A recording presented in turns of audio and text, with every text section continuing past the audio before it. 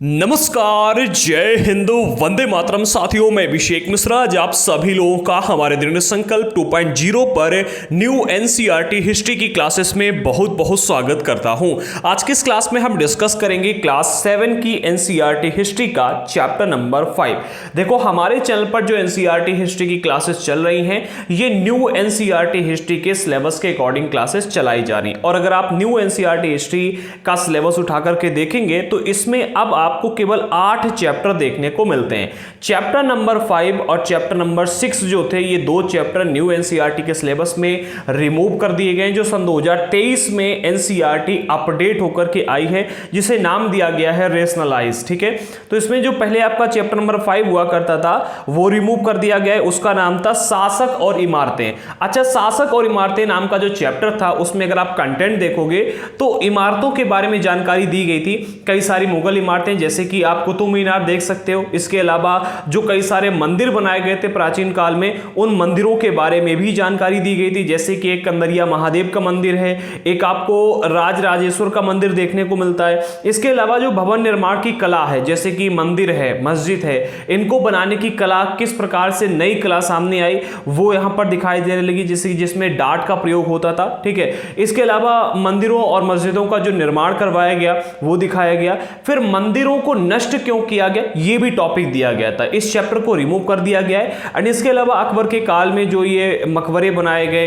जिसमें आप ताजमहल देख सकते हो, जो किले बनाए गए, बाग बनाए गए, उनके बारे में जानकारी दी गई थी। एंड वहीं अगर हम चैप्टर नंबर 6 की बात करें, जो इसे रिमूव कर दिया गया है, उसमें उस चैप्टर का नाम था नगर व्यापारी और शिल्पी जन। इसमें नगरों के बारे में जानकारी दी गई थी कि मध्यकाल में जो नगर आपको देखने को मिलते थे, उनमें किस प्रकार की गतिविधियां होती थी। कुछ नगर प्रशासनिक थे, कुछ कुछ ऐसे नगर थे जिनको व्यापारिक नगर कहा जाता था। ठीक है, कई प्रकार के नगर थे। बेसिकली नगर किन प्रकार की गतिविधियों के केंद्र होते थे, ये बताया गया था। एंड इसके अलावा अगर देखा जाए तो उस समय पर एक लुप्तमोम तकनीक का आविष्कार हुआ था, जिसे अगर आप देखोगे तो अधिकतर दक्षिण भारत में इसका प्रयोग किया जाता था, जिसके माध्यम से मूर्तियां बनाई जाती थी, तो उसको भी बताया गया था।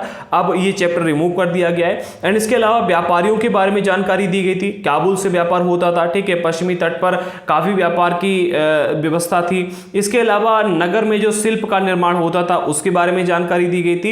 एंड आपका हम्पी है, मसूलीपट्टनम है, सूरत है, इनके बारे में जानकारी दी गई थी, जो कि इंपॉर्टेंट था बट बहुत अधिक इंपॉर्टेंट नहीं था, इसलिए इसको रिमूव कर दिया गया। एंड सूरत से हमारे यहाँ पर काफी व्यापार चलते थे, जो भी दिया गया था वो हटा दिया गया है। इसके अलावा हमारे यहाँ पर जो वास्को डी गामा आए थे, इसके अलावा क्रिस्टोफर कोलंबस आए थे, इनके बारे में भी जानकारी दी गई थी कि ये भारत में कब और कैसे आए। बेसिकली यहाँ पर जो नगर है, नगरों के बारे में जानकारी दी गई थी चैप्टर नंबर 6 में। शिल्पी, जो शिल्प का उत्पादन होता था, उसके बारे में, और व्यापार के बारे में कि मध्यकाल में हमारे देश का जो व्यापार था कितना फैला हुआ था, यहाँ पर कहाँ कहाँ के व्यापारी और कहाँ कहाँ से हम व्यापार करते थे।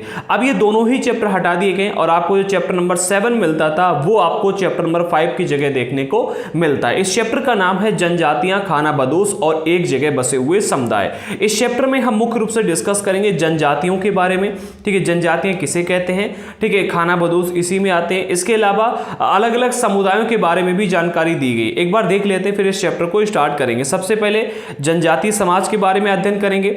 जनजातीय समाज के बारे में, जनजातीय लोग कौन थे। ठीक है, इसके अलावा जो जनजातीय लोग थे उसमें घुमंतू भी आते हैं, तो घुमंतू हो गए, आपके खाना बदोश हो गए, ये कैसे रहते थे, कहाँ रहते थे, ये हम डिस्कस करेंगे। इसके अलावा ये एक भ्रमणशील समूह था, तो इसके बारे में भी डिस्कस करेंगे। फिर जो नई नई जातियां उभर के सामने आई, जैसे कि अगर आप आज के टाइम पर देखोगे तो आज के टाइम पर हमारे देश में 10,000 से अधिक जातियां हैं। अब आप कह दो कि सभी जातियां ब्राह्मणों ने बनाई, तो ऐसा तो नहीं है। अंग्रेजों ने हमारे यहाँ पर एक नीति का प्रयोग किया था राज करने के लिए, लड़ाओ और राज करो, फूट करो और राज करो। ठीक है, फूट डालो और राज करो। तो इन्होंने समाज में भी बहुत फूट डाली थी। समाज में इन्होंने 10,000 से अधिक जातियों का निर्माण कर दिया था। ठीक है, हमारे यहाँ पर अगर आप ब्राह्मणों को देखो तो ब्राह्मणों ने वर्ण का निर्माण किया है। ठीक है, वर्ण व्यवस्था जिसे हम कहते हैं कि ब्राह्मण, वैश्य, क्षत्रिय, क्षत्रिय और शूद्र, ठीक है। इसके अलावा इन्होंने कुछ जातियां भी बनाई थी, लेकिन अंग्रेजों ने आकर के 10,000 उपजातियों का निर्माण कर दिया। तो जातियां और श्रेणियां किसे कहते हैं, यहाँ पर यह भी हम देखें कि आखिरकार इनका निर्माण क्यों करना पड़ा। फिर हम गोंड समाज और अहोम समाज के बारे में पढ़ेंगे। मोस्ट इंपॉर्टेंट टॉपिक है ये गोंड और अहोम, ठीक है। ये हमारे देश के एक ऐसे इतिहास के रूप में जिनके बारे में पढ़ना बहुत अधिक आवश्यक है। इनके ऊपर प्रश्न आता रहता है, ठीक है, और इनके बारे में जानना भी आपके लिए बहुत ही लाभकारी होगा और बहुत ही इंटरेस्टिंग होगा। चलिए इसी के साथ में इस चैप्टर को स्टार्ट करते हैं। सभी लोगों को जय हिंद, वंदे मातरम। अगर आपने अभी तक हमारे चैनल को सब्सक्राइब नहीं किया तो कर लीजिएगा। हम आपको बता दें, हमारे चैनल पर क्लास 6 से लेकर के 12 तक की एनसीईआरटी की क्लासेस बिल्कुल मुफ्त में करवाई जा रही हैं एंड इसके नोट्स भी प्रोवाइड किए जा रहे हैं। तो जिन लोगों को हमारे एनसीईआरटी के नोट्स लेने हैं, नोट्स के लिए आपको थोड़ा सा पेमेंट करना होगा। अभी हमारे मेन चैनल दृढ़ संकल्प पर 1 लाख सब्सक्राइबर कंप्लीट होने वाले हैं। जैसे ही वहां पर 1 लाख सब्सक्राइबर कंप्लीट होंगे, हम नोट्स में बहुत हैवी डिस्काउंट देने वाले हैं। तो आप लोग सब्सक्राइब कर लीजिएगा उस चैनल को। एंड यहां पर भी जैसे ही सब्सक्राइबर कंप्लीट होंगे, हम 1 लाख जैसे सब्सक्राइबर कंप्लीट होंगे, हम हैवी डिस्काउंट देंगे। और तब तक हैवी डिस्काउंट चलेगा जब तक हमारे 1 मिलियन नहीं हो जाते। और 1 मिलियन होने के बाद में नोट्स को हम फ्री कर देंगे, ये मैं आपसे वादा करता हूं, ठीक है। तो चलिए अब स्टार्ट करते हैं आज की इस क्लास को। हाँ, जिन लोगों को नोट्स लेने हैं अभी इस नंबर पे व्हाट्सएप पर मैसेज करके आप हमसे एनसीईआरटी के नोट्स प्राप्त कर सकते हो। अदरवाइज डिस्क्रिप्शन बॉक्स में हमने नोट्स की लिंक भी दे दी है, जिस पर क्लिक करके आप लोग डायरेक्टली नोट्स को परचेस कर सकते हो। चलिए, तो आज के इस चैप्टर का जो सबसे पहला बिंदु हमें देखने को मिलता है वो ये है कि हमने देखा है कि राज्यों का उत्थान और पतन कैसे हो रहा था, ठीक है। हमने अगर क्लास 6 के एनसीईआरटी में देखोगे, क्लास 7 के एनसीईआरटी के चैप्टर नंबर 1 से लेकर के और चैप्टर नंबर 3 के बीच में हमने काफी कुछ देखा है कि किस प्रकार से राज्यों का उत्थान हुआ और किस प्रकार से राज्यों का पतन हुआ। अब इस उठा बैठक के बीच में मैंने यानी कि राज्यों के ऊपर उठने और नीचे गिरने, इसके बीच में कलाओं, दस्तकारियों और उत्पादक गतिविधियों की नई किस्में शहरों और गांवों में फल फूल रही थी। कहने का अर्थ यहां पर यह एग्जांपल समझो, मान लो कि आपके राज्य में आज भाजपा की सरकार बनती है, ठीक है। आज भाजपा की सरकार बनती है, कल को भाजपा की सरकार चली जाती है, वहां पर आपके यहां पर आ जाती है कांग्रेस, ठीक है। आपके यहां पर कांग्रेस आ जाती है। अब आप क्या करोगे, अब कल को कांग्रेस भी चली जाती है और आपके यहां पर आ जाती है आम आदमी पार्टी। आम आदमी पार्टी आ जाती है, फिर आम आदमी पार्टी भी चली जाती है, आपके यहाँ पर ममता बनर्जी जी आ जाती हैं। तो क्या ये जो पार्टियां बदलेंगी केवल इतना ही बदलाव होगा? ये पार्टियां जो काम करेंगी वो काम भी तो दिखाई देगा आपको। ये जो पार्टियां आएंगी कई सारे काम करेंगी। जब भी कोई नई पार्टी सरकार में आएगी तो काम करेगी। इसी तरह से जब भी कोई नए राज्य का उत्थान होता था तो वो अपने साथ में कुछ गतिविधियां भी करते थे, कुछ विकास कार्य भी करते थे।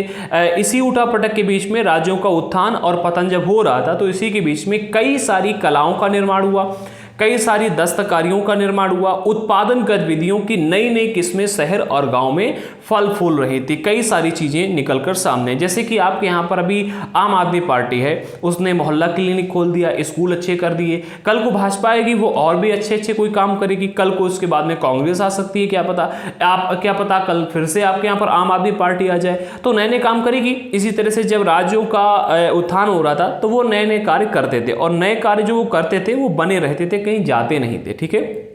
आगे बढ़ते हैं।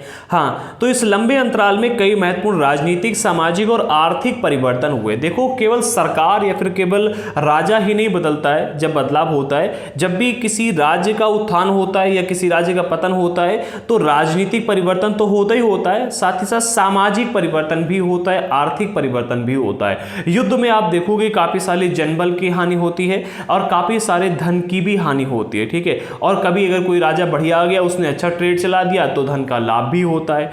तो जब भी ये जो उथक पथक हो रही थी, उत्थान और पतन हो रहा था, इस उठा पटक के बीच में काफी सारे परिवर्तन हुए। उन्हें हम कह सकते हैं कि राजनीतिक क्षेत्र में परिवर्तन हुए, सामाजिक क्षेत्र में परिवर्तन है, लोगों की जो सामाजिक स्थिति थी वो बदली, सांस्कृतिक स्थितियां बदली, ठीक है। मुगल आए, उन्होंने धर्म परिवर्तन करवा दिया, ठीक है। फिर हिंदू आए, उन्होंने हिंदुत्व का नारा दिया, इस तरह से। और आर्थिक परिवर्तन भी काफी सारे हुए, लेकिन सामाजिक परिवर्तन हर जगह पर एक समान नहीं थे, ठीक है। ये बात याद रखना। अब जब भी आपके यहाँ पर आप देखोगे की गवर्नमेंट बनेगी तो वो हर इलाके पर एक ही बिल्कुल हम ये कह सकते हैं कि जब भी आपके यहाँ पर कोई सरकार बनेगी तो वो पूरे के पूरे राज्य में एक समान विस्तार से, एक समान रूप से विकास नहीं कर पाएगी। कहीं से हाईवे निकल जाएगा, कहीं पर नहीं निकलेगा, ठीक है। कहीं पर मतलब वो बिजली पूरी की पूरी दे पा रहे हैं, कहीं पर नहीं दे पा रहे हैं, कहीं पर मतलब उतना अच्छा डेवलपमेंट नहीं होता है, कहीं पर हो जाता है। जैसे कि अगर आप आज देखोगे वाराणसी में बहुत अच्छा डेवलपमेंट हुआ है, लेकिन अगर वहीं आप कुछ ऐसे भी शहर देखने को मिल जाएंगे जहां पर डेवलपमेंट नहीं है, ठीक है। तो जब ये विकास हो रहा था, राजनीतिक, आर्थिक और सामाजिक परिवर्तन हो रहे थे, तो ये परिवर्तन हर जगह पर एक समान नहीं थे, क्योंकि अलग अलग किस्म के समाज अलग अलग तरीकों से विकास हुए। आगे बढ़ते हैं। इस उपमहाद्वीप के बड़े हिस्से में समाज वर्ण के नियम अनुसार विभाजित था, पहले से विभाजित था। ब्राह्मणों ने हमारे देश में वर्ण व्यवस्था को लेकर के आए थे, तो वर्ण व्यवस्था का जो अगर आप देखोगे तो ये हमारे देश के बहुत बड़े हिस्से में आपको वर्ण व्यवस्था देखने को मिलेगी। ब्राह्मणों द्वारा सुझाए गए नियम बड़े बड़े राज्यों के राजाओं द्वारा स्वीकार किए गए थे। जब ब्राह्मणों ने इस वर्ण व्यवस्था के नियमों को सामने रखा राजाओं के, तो काफी सारे बड़े बड़े राजाओं ने इसे स्वीकार किया। इससे ऊंच और नीच तथा अमीर और गरीब के बीच में फासला बढ़ा, ठीक है। देखो वर्ण व्यवस्था जो आई थी वो किसके आधार पर थी? वो वर्ण व्यवस्था थी लोगों के कार्य के आधार पर। जो पूजा पाठ करते थे, पढ़ाते लिखाते थे, उन्हें ब्राह्मणों की श्रेणी में रखा गया, ठीक है। जो ज्ञानी व्यक्ति थे, पुरोहित थे मुख्य रूप से, ठीक है। जो व्यापार करते थे उनको रख दिया वैश्य की श्रेणी में। जो लोगों के यहाँ पर नौकरी करते थे, नौकरगिरी वाला काम करते थे, साफ सफाई करते थे, उनको शूद्र की श्रेणी में रख दिया गया। जो युद्ध करते थे, राज परिवार से आते थे, उनको क्षत्रिय रख दिया गया। तो ये वर्ण व्यवस्था जो है लोगों के कार्य के आधार पर निर्धारित की गई थी, ठीक है। इससे हुआ क्या, समाज में ऊंच और नीच तथा अमीर और गरीब के बीच में फासला बढ़ गया। दिल्ली के सुल्तानों और मुगलों के काल में श्रेणीबद्ध समाज जो था, ये जो आपको समाज देखने को मिलता है वर्ण व्यवस्था वाला, ये ज्यादा जटिल हो गया। इसमें क्या हो गया कि अब और अधिक जटिल समाज हो, क्योंकि एक तरफ मुगलों ने आकर के यहाँ पर अत्याचार किया था, ठीक है, और दूसरी तरफ जो नीचे वर्ग के व्यक्ति थे, जिनके पास में धन संपदा कम थी, जो नीच कहे जाते थे, ऊंच और नीच के बीच में जो फर्क हुआ था, तो जो निम्न वर्ग के व्यक्ति थे और जो गरीब थे, ठीक है, उनकी हालत और खराब हो गई। इसके अलावा जो और भी वर्ण थे, मतलब सभी वर्णों की हालत धीरे धीरे खराब होने लगी, क्योंकि राजा बदल गया था, ठीक है। अब इसके बाद में हुआ क्या, ये हम देखते हैं, ठीक है। तो बड़े शहरों से परे जनजातीय समाज, देखो यहां पर अगर आप देखो तो वर्ण व्यवस्था जो थी वो शहरों में देखने को मिलती थी, ग्रामीण इलाकों में देखने को मिलती थी, लेकिन जो जनजातीय समाज थे ये वर्ण व्यवस्था को इन्होंने कभी भी स्वीकार नहीं किया। फिर इन्होंने आखिरकार किया क्या, एक बार इसको देखते हैं। अब अगर आप यहां पर देखोगे तो सबसे पहले बिंदु में जो कहा जा रहा है वो देखने को मिलता है कि उपमहाद्वीप के कई सारे समाज, हमारे भारतीय उपमहाद्वीप के कई सारे समाज ऐसे थे जिन्होंने ब्राह्मणों द्वारा सुझाए गए सामाजिक नियमों और कर्मकांडों को नहीं मानते थे, और ना ही वे कई समाजों में कई असमान वर्गों में विभाजित थे। जो ऐसे लोग थे, मतलब कई सारे ऐसे लोग थे हमारे भारतीय उपमहाद्वीप में जिन्होंने वर्ण व्यवस्था को, ठीक है, जिन्होंने वर्ण व्यवस्था को स्वीकार नहीं किया था। उन्होंने कहा था कि जो भाई ब्राह्मणों द्वारा सुझाया गया ये सामाजिक नियम है, हम इसे स्वीकार नहीं करेंगे, और ना ही जो ब्राह्मण हमें कर्म कांड बता रहे हैं कि आप पूजा पाठ करो, आप यज्ञ वगैरह करो, तो वो हम स्वीकार करेंगे, ये इनको नहीं मानते थे। ऐसे लोगों को कहा जाता था जनजातियां। ऐसे समाजों को क्या कहते थे, जनजातियां कहा जाता। प्रत्येक जनजाति के सदस्य जो होते थे नातेदारी के संबंध से जुड़े हुए थे। किसे हम कहते हैं, रिश्तेदारी या फिर नातेदारी, ठीक है। तो प्रत्येक जनजाति के सदस्य जो थे नातेदारी के बंधन से जुड़े होते थे। कई जनजातियां खेती से अपना जीविकोपार्जन करती थी, यानी कि कई सारी जनजातियां ऐसी थी जिन्होंने खेती बाड़ी करना शुरू किया था, ठीक है। खेती बाड़ी के माध्यम से अपने जीविका को चलाती थी। कुछ दूसरी जनजातियों के लोग शिकारी, संग्राहक या पशुपालक थे।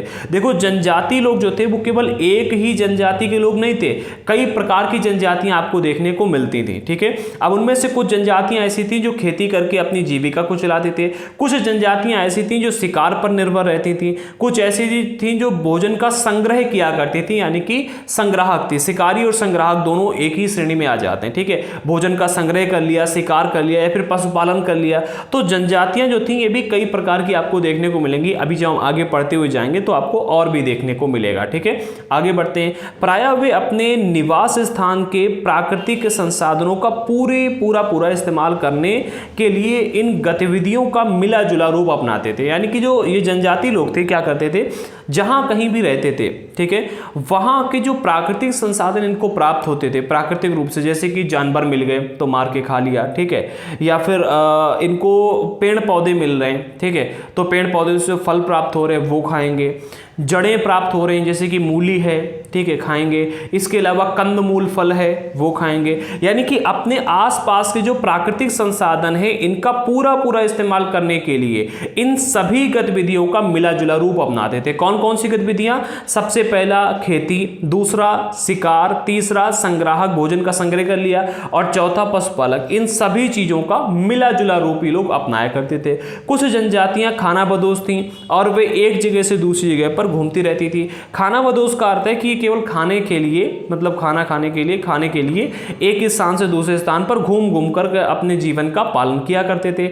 जनजातीय समूह संयुक्त रूप से भूमि और चरगाहों पर नियंत्रण रखते थे। यानी जो जमीन इनके पास में है, ठीक है, हाँ, जो जनजाति लोग थे संयुक्त रूप से, ठीक है, मतलब अपने इकट्ठे होकर के क्या करते थे, भूमि और चरगाहों पर, यानी जहां पर जानवरों को चरा सकें और ऐसा स्थान जहां पर खेती कर सके, इनके ऊपर नियंत्रण रखते थे। यानी कि पूरे के पूरे कबीले की जमीन वो होती थी, ठीक है, और खुद के बनाए गए नियमों के आधार पर अपने परिवार के बीच में इनका बंटवारा करते थे।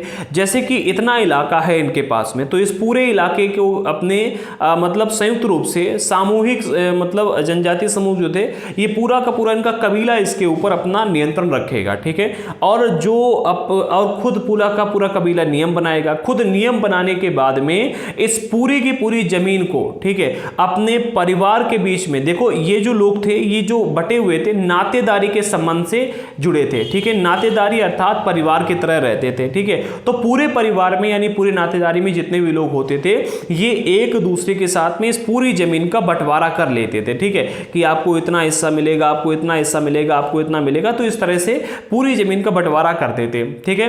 कभी कभी जाति विभाजन पर आधारित अधिक शक्तिशाली समाजों के साथ में इनका टकराव भी हो जाता था। अब भाई आप हिंदू हो, अगला मुसलमान है, दोनों लोग अलग अलग प्रकार से रहते हो, अलग अलग संस्कृतियां हैं, तो आप देखते हो समाज में अक्सर कर ऐसा हो जाता है कि टकराव होते रहते। तो वैसे ही यहाँ पर भी जो ये जनजातीय समाज के लोग थे और जो जाति विभाजन वाले लोग थे, ठीक है, जो वर्ण व्यवस्था को मानते थे, इन दोनों लोगों के बीच में कभी कभी टकराव की भी स्थिति देखने को मिलती थी। कई मायनों में जो जनजातियां थी इन्होंने अपनी आजादी और अलहदा संस्कृति को बचाए रखा था कि भाई ये आजाद होकर के रहेंगे, किसी गुलाम नहीं बनेंगे, एंड इनकी जो संस्कृति है कि नातेदारी के संबंध से जुड़ेंगे, ठीक है, जितनी भी कबीले में जमीन होगी वो पूरे परिवार में बांटी जाएगी, ठीक है, और इसके अलावा जो इनके नियम थे प्राकृतिक संसाधनों का पूरा पूरा इस्तेमाल करेंगे। तो इन्होंने अपनी संस्कृति का, अपनी आजादी का बहुत ही ख्याल रखा और इसको बनाए रखा, आगे तक सुरक्षित करके रखा, ठीक है। आगे बढ़ते, जाति आधारित और जनजातीय समाज दोनों अपनी विविध किस्म की जरूरतों के लिए एक दूसरे पर निर्भर थे। अच्छा, जरूरतें क्या क्या? देखो कई सारे काम ऐसे होते हैं जंगल में रहकर के आप नहीं कर सकते, जैसे कि आपको गेहूं चाहिए, ठीक है, या फिर मान लो कि आपको कपड़ा चाहिए। अब कपड़ा जो है ग्रामीण इलाके में रहने वाले लोग बनाते थे, तो जनजातीय लोग जो थे कपड़ा लेने के लिए इनके पास जाते थे। लोहा चाहिए तो इनके पास जाएंगे, ठीक है, ग्रामीण इलाकों के पास में जाएंगे।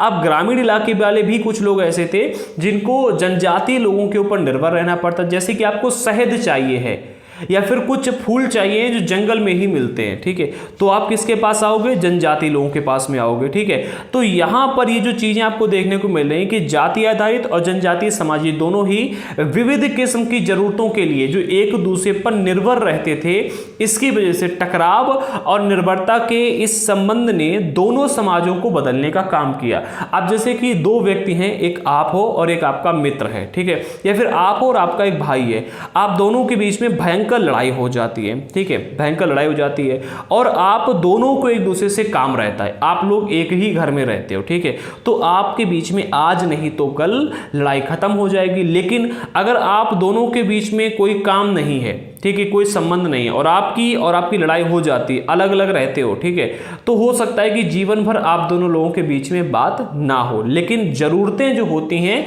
ये बदलने का काम करती है, ठीक है। अब हम बात करते हैं कि जनजातीय लोग जो थे ये कौन थे और कहां पर रहते थे। जैसे हमने भी बात कही कि जनजातीय लोग जो थे कोई एक जनजाति नहीं थी, कई सारी जनजातियां आपको देखने को मिलती हैं। हम अगर मैप में भी देखें तो यहां पर हमें देखने को मिलता है कि यहां पर आपको भील जनजाति के लोग देखने को मिलेंगे जो रहते थे, एक मिनट, यहाँ पर भील जनजाति के लोग रहते थे, यहाँ पर कोली जनजाति के लोग रहते थे, यहाँ पर जाटवास लोग रहते थे, यहाँ पर समास है, अरघुन है, लंघार है, जंजूर है, खोखर जनजाति के लोग यहाँ पर रहते थे, गख्खर जनजाति के लोग यहाँ पर रहते थे, बलूची यहाँ पर रहते थे।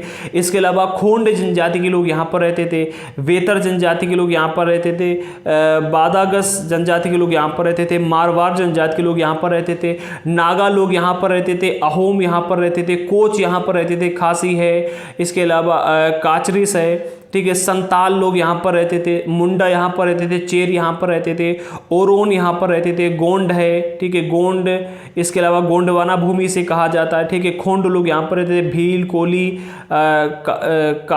काटकारीस यहाँ पर रहते थे, बेराद यहाँ पर रहते थे। तो पूरे देश में अगर आप देखोगे तो अलग अलग प्रकार की जनजाति के लोग अलग अलग क्षेत्र में देखने को आपको मिलेंगे, ठीक है। यहाँ पर अब सवाल ये उठता है कि आखिरकार जो अलग अलग जनजाति के लोग ये थे, ये जनजाति के लोग थे कौन, ठीक है, और इनकी संस्कृति आखिरकार क्या थी, इनकी भाषाएं क्या क्या थी।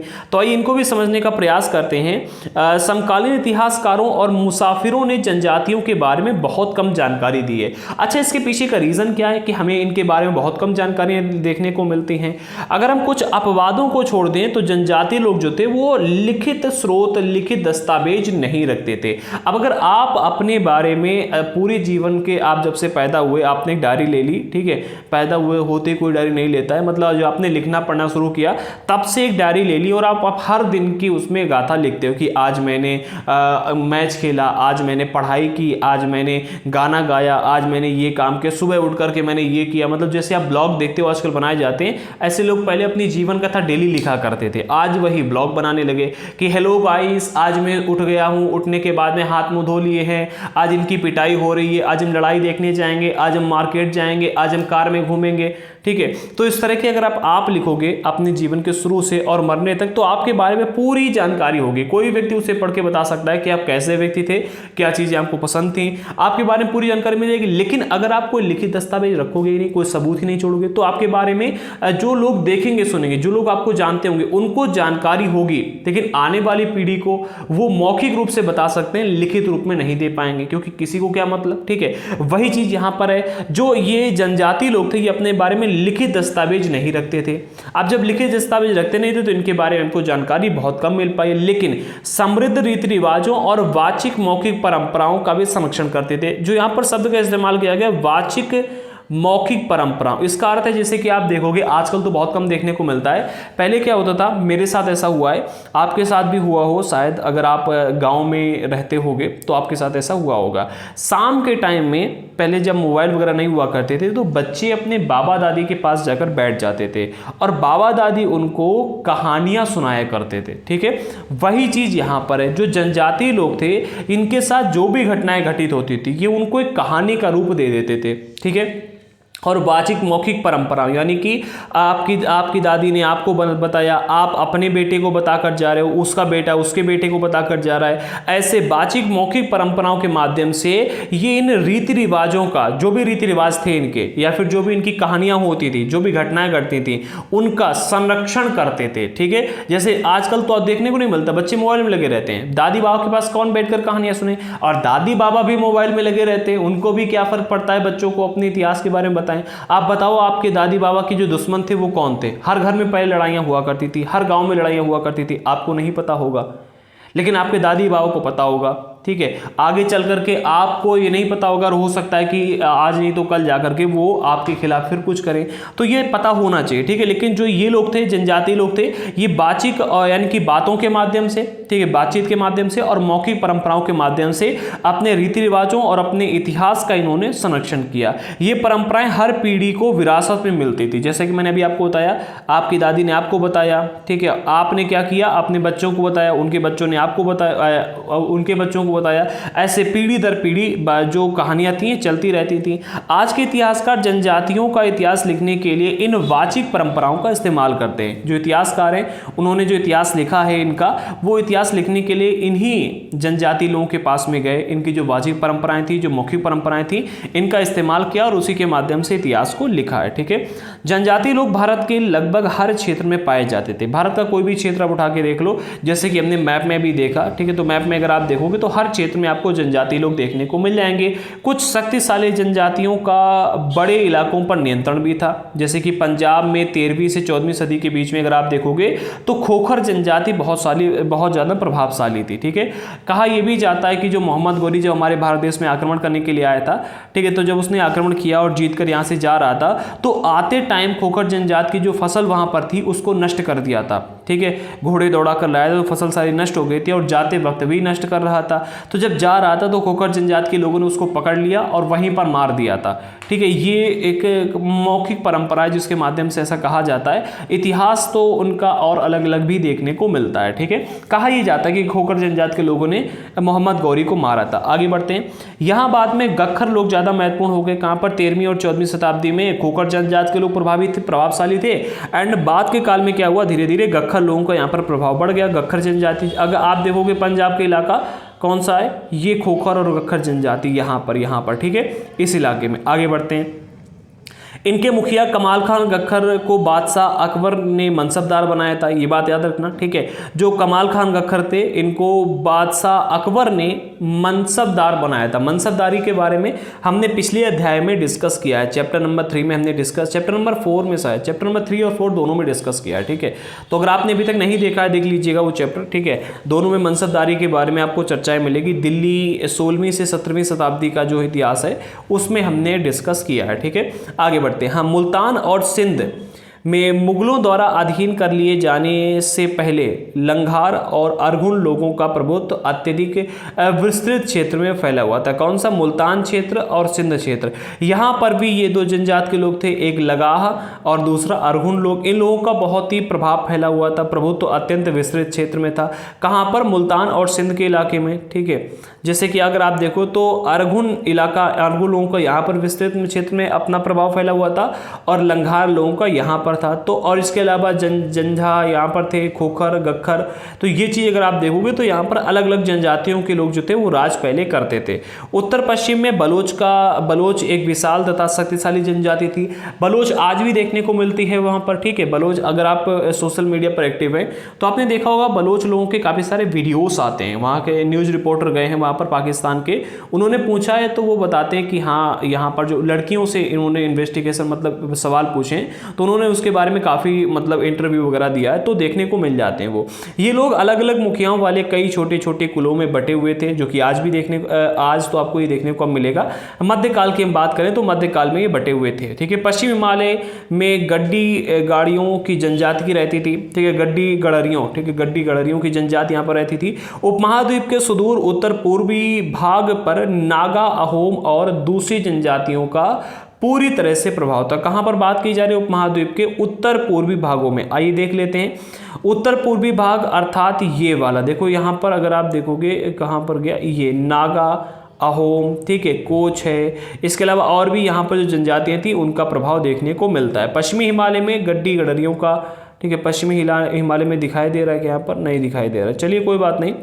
पश्चिमी हिमालय में गड्डी गडरिया लोगों का यहाँ पर ज़्यादा प्रभुत्व देखने को मिलता था। ठीक है, आगे बढ़ते हैं। मौजूदा बिहार और झारखंड के कई इलाकों में 12वीं सदी तक चेर सरदारशाहियों का उदय हो चुका था। कब तक, 12वीं शताब्दी तक। 12वीं शताब्दी का अर्थ होता है 1100 से लेकर के 1200 के बीच में। 1100 से 1200 के बीच में चेर लोगों का यहाँ पर, कहाँ पर, झारखंड और बिहार के इलाके में इन सरदारशाहियों का उदय हो चुका था। एंड 1591 में बादशाह अकबर के सेनापति जो थे राजा मान सिंह, इन्होंने चेर लोगों पर हमला कर दिया था और चेर लोगों पर हमला करने के बाद में उन्हें परास्त कर दिया था। इसके बाद में उनको काफ़ी लूटा और लूट करके उनसे अच्छा खासा माल इकट्ठा किया था, लेकिन वे पूरी तरह से अधीन नहीं बनाए गए थे। जो चेर लोग थे इनको अधीन नहीं बनाया गया था। देखिए इनके ऊपर आक्रमण किसने किया था, प्रश्न यहाँ पर बनेगा। चेर लोगों पर 1591 में बादशाह अकबर के किस सेनापति ने आक्रमण किया था, तो याद रखना चेर लोगों पर राजा मान सिंह ने आक्रमण किया था। ठीक है, अब आक्रमण करने के बाद में इनसे लूट लिया गया था जो भी इनके पास में धन था, लेकिन इनको अधीन नहीं बनाया गया था। लेकिन उसके बाद में जब औरंगजेब का शासनकाल आता है तो औरंगजेब के समय मुगल सेनाओं ने चेर लोगों के कई किलों पर कब्जा कर लिया, यानी कि आक्रमण किया। आक्रमण करने के बाद में कई सारे किलों पर कब्जा कर लिया और इस जनजाति को अपना अधीनस्थ यानी कि अपना अधीन कर लिया, या फिर कह सकते हैं कि गुलाम बना लिया। ठीक है, इस क्षेत्र में रहने वाले महत्वपूर्ण जनजातियों में मुंडा और संताल थे।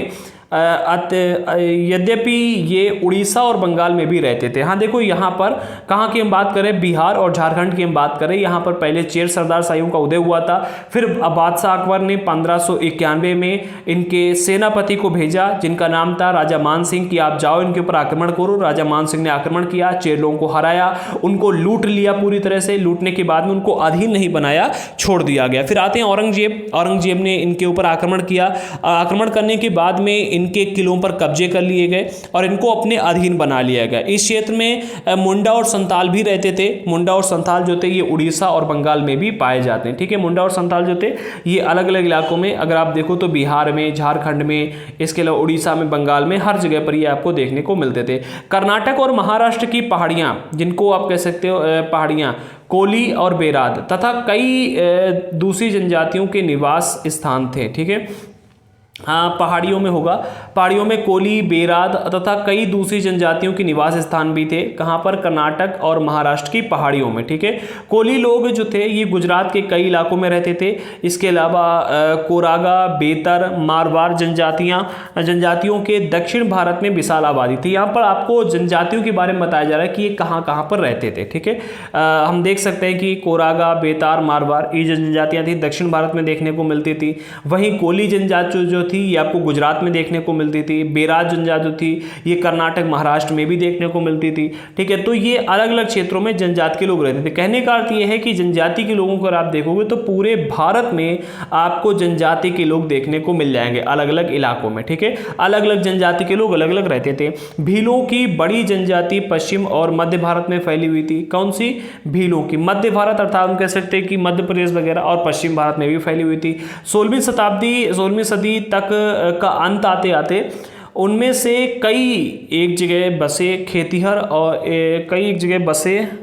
खेतिहर और यहाँ तक कि जमींदार बन चुके थे। देखो धीरे धीरे क्या हुआ, स्टार्टिंग से तो इन्होंने अपनी संस्कृति को बचा करके रखा, लेकिन धीरे धीरे जब 16वीं शताब्दी आती है, ठीक है, तो यानी कि 1500 से 1600 के बीच में 1500 से 1600 के बीच में क्या हुआ, कई सारी जनजातियों ने आकर के एक जगह पर बसना शुरू कर दिया। अभी तक ये घुमंतू खेती करते थे, ठीक है, एक मिनट, झूम खेती करते थे। ठीक है, यानी कि आज यहाँ पर खेती की, कल वहाँ पर की, परसों वहाँ पर की, फिर यहाँ पर आकर करने लगे, तो घुमंतू खेती करते थे। लेकिन 16वीं सदी के अंत तक आते आते इन्होंने क्या किया, इन्होंने एक जगह पर बसने का निर्णय ले लिया। ठीक है, खेतिहर यानी कि खेत में काम करने वाले और यहाँ तक कि जमींदार बन चुके थे।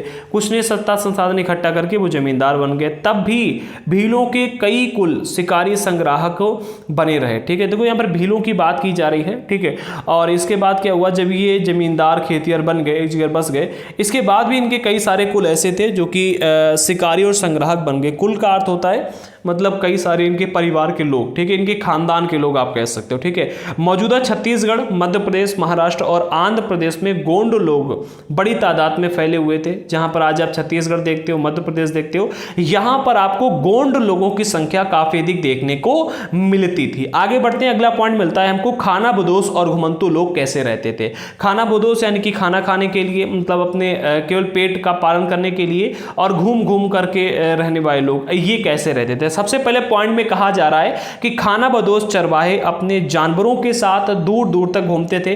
ठीक है, जैसे कि कोई खाना बदोश चरवाहा है केवल अपने पेट के निर्वाह के लिए। ठीक है, हमने कल क्लास 8 की एनसीईआरटी ज्योग्राफी में पढ़ा है कि जो खेती की जाती है वो एक खेती दो प्रकार से होती है। ठीक है, एक होती है निर्वाह कृषि, एक होती है वाणिज्यिक कृषि। निर्वाह कृषि जो होती है वो किसान अपनी जरूरतों को पूरा करने के लिए निर्वाह कृषि करता है। ठीक है, और उस निर्वाह कृषि में जो खाना बदोश लोग होते हैं ये भी आते हैं कि केवल अपने जीवन के निर्वाह के लिए। तो खाना बदोश चरवाहे जो थे ये अपने जानवरों के साथ दूर दूर तक घूमते थे कि भाई यहाँ से चले, ठीक है, यहाँ से जानवरों को चराना शुरू किया, जानवरों से जिनको उत्पाद प्राप्त होता था। ठीक है, उनका जीवन दूध और अन्य पशुचारी उत्पादों पर निर्भर था। ठीक है, दूध प्राप्त हो गया, मांस प्राप्त हो गया, दूध की खाल प्राप्त हो गई, वो बेच ली, उससे कुछ अनाज ले लिया। ठीक है, इसके अलावा दूध मांस इन्हीं पर ज़्यादा निर्भर रहता था। ठीक है, वे खेतिहर गृहस्थ से अनाज, कपड़े, बर्तन और ऐसी चीज़ों के लिए ऊन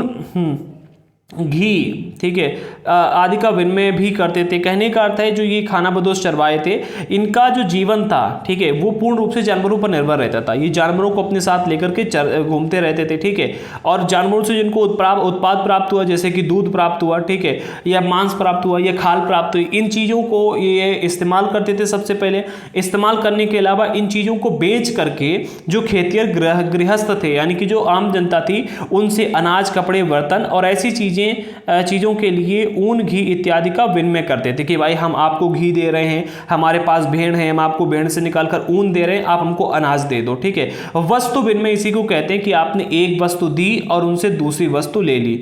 ये पहले बहुत चलती थी और खानाबदोश चरवाहे लोग जो थे ये वस्तु विनिमय किया करते थे। ऊन और घी इत्यादि, मांस है, खाल है, इत्यादि चीज़ों को देते थे और इसके बदले अनाज, कपड़े, बर्तन, ये चीज़ें लिया करते थे।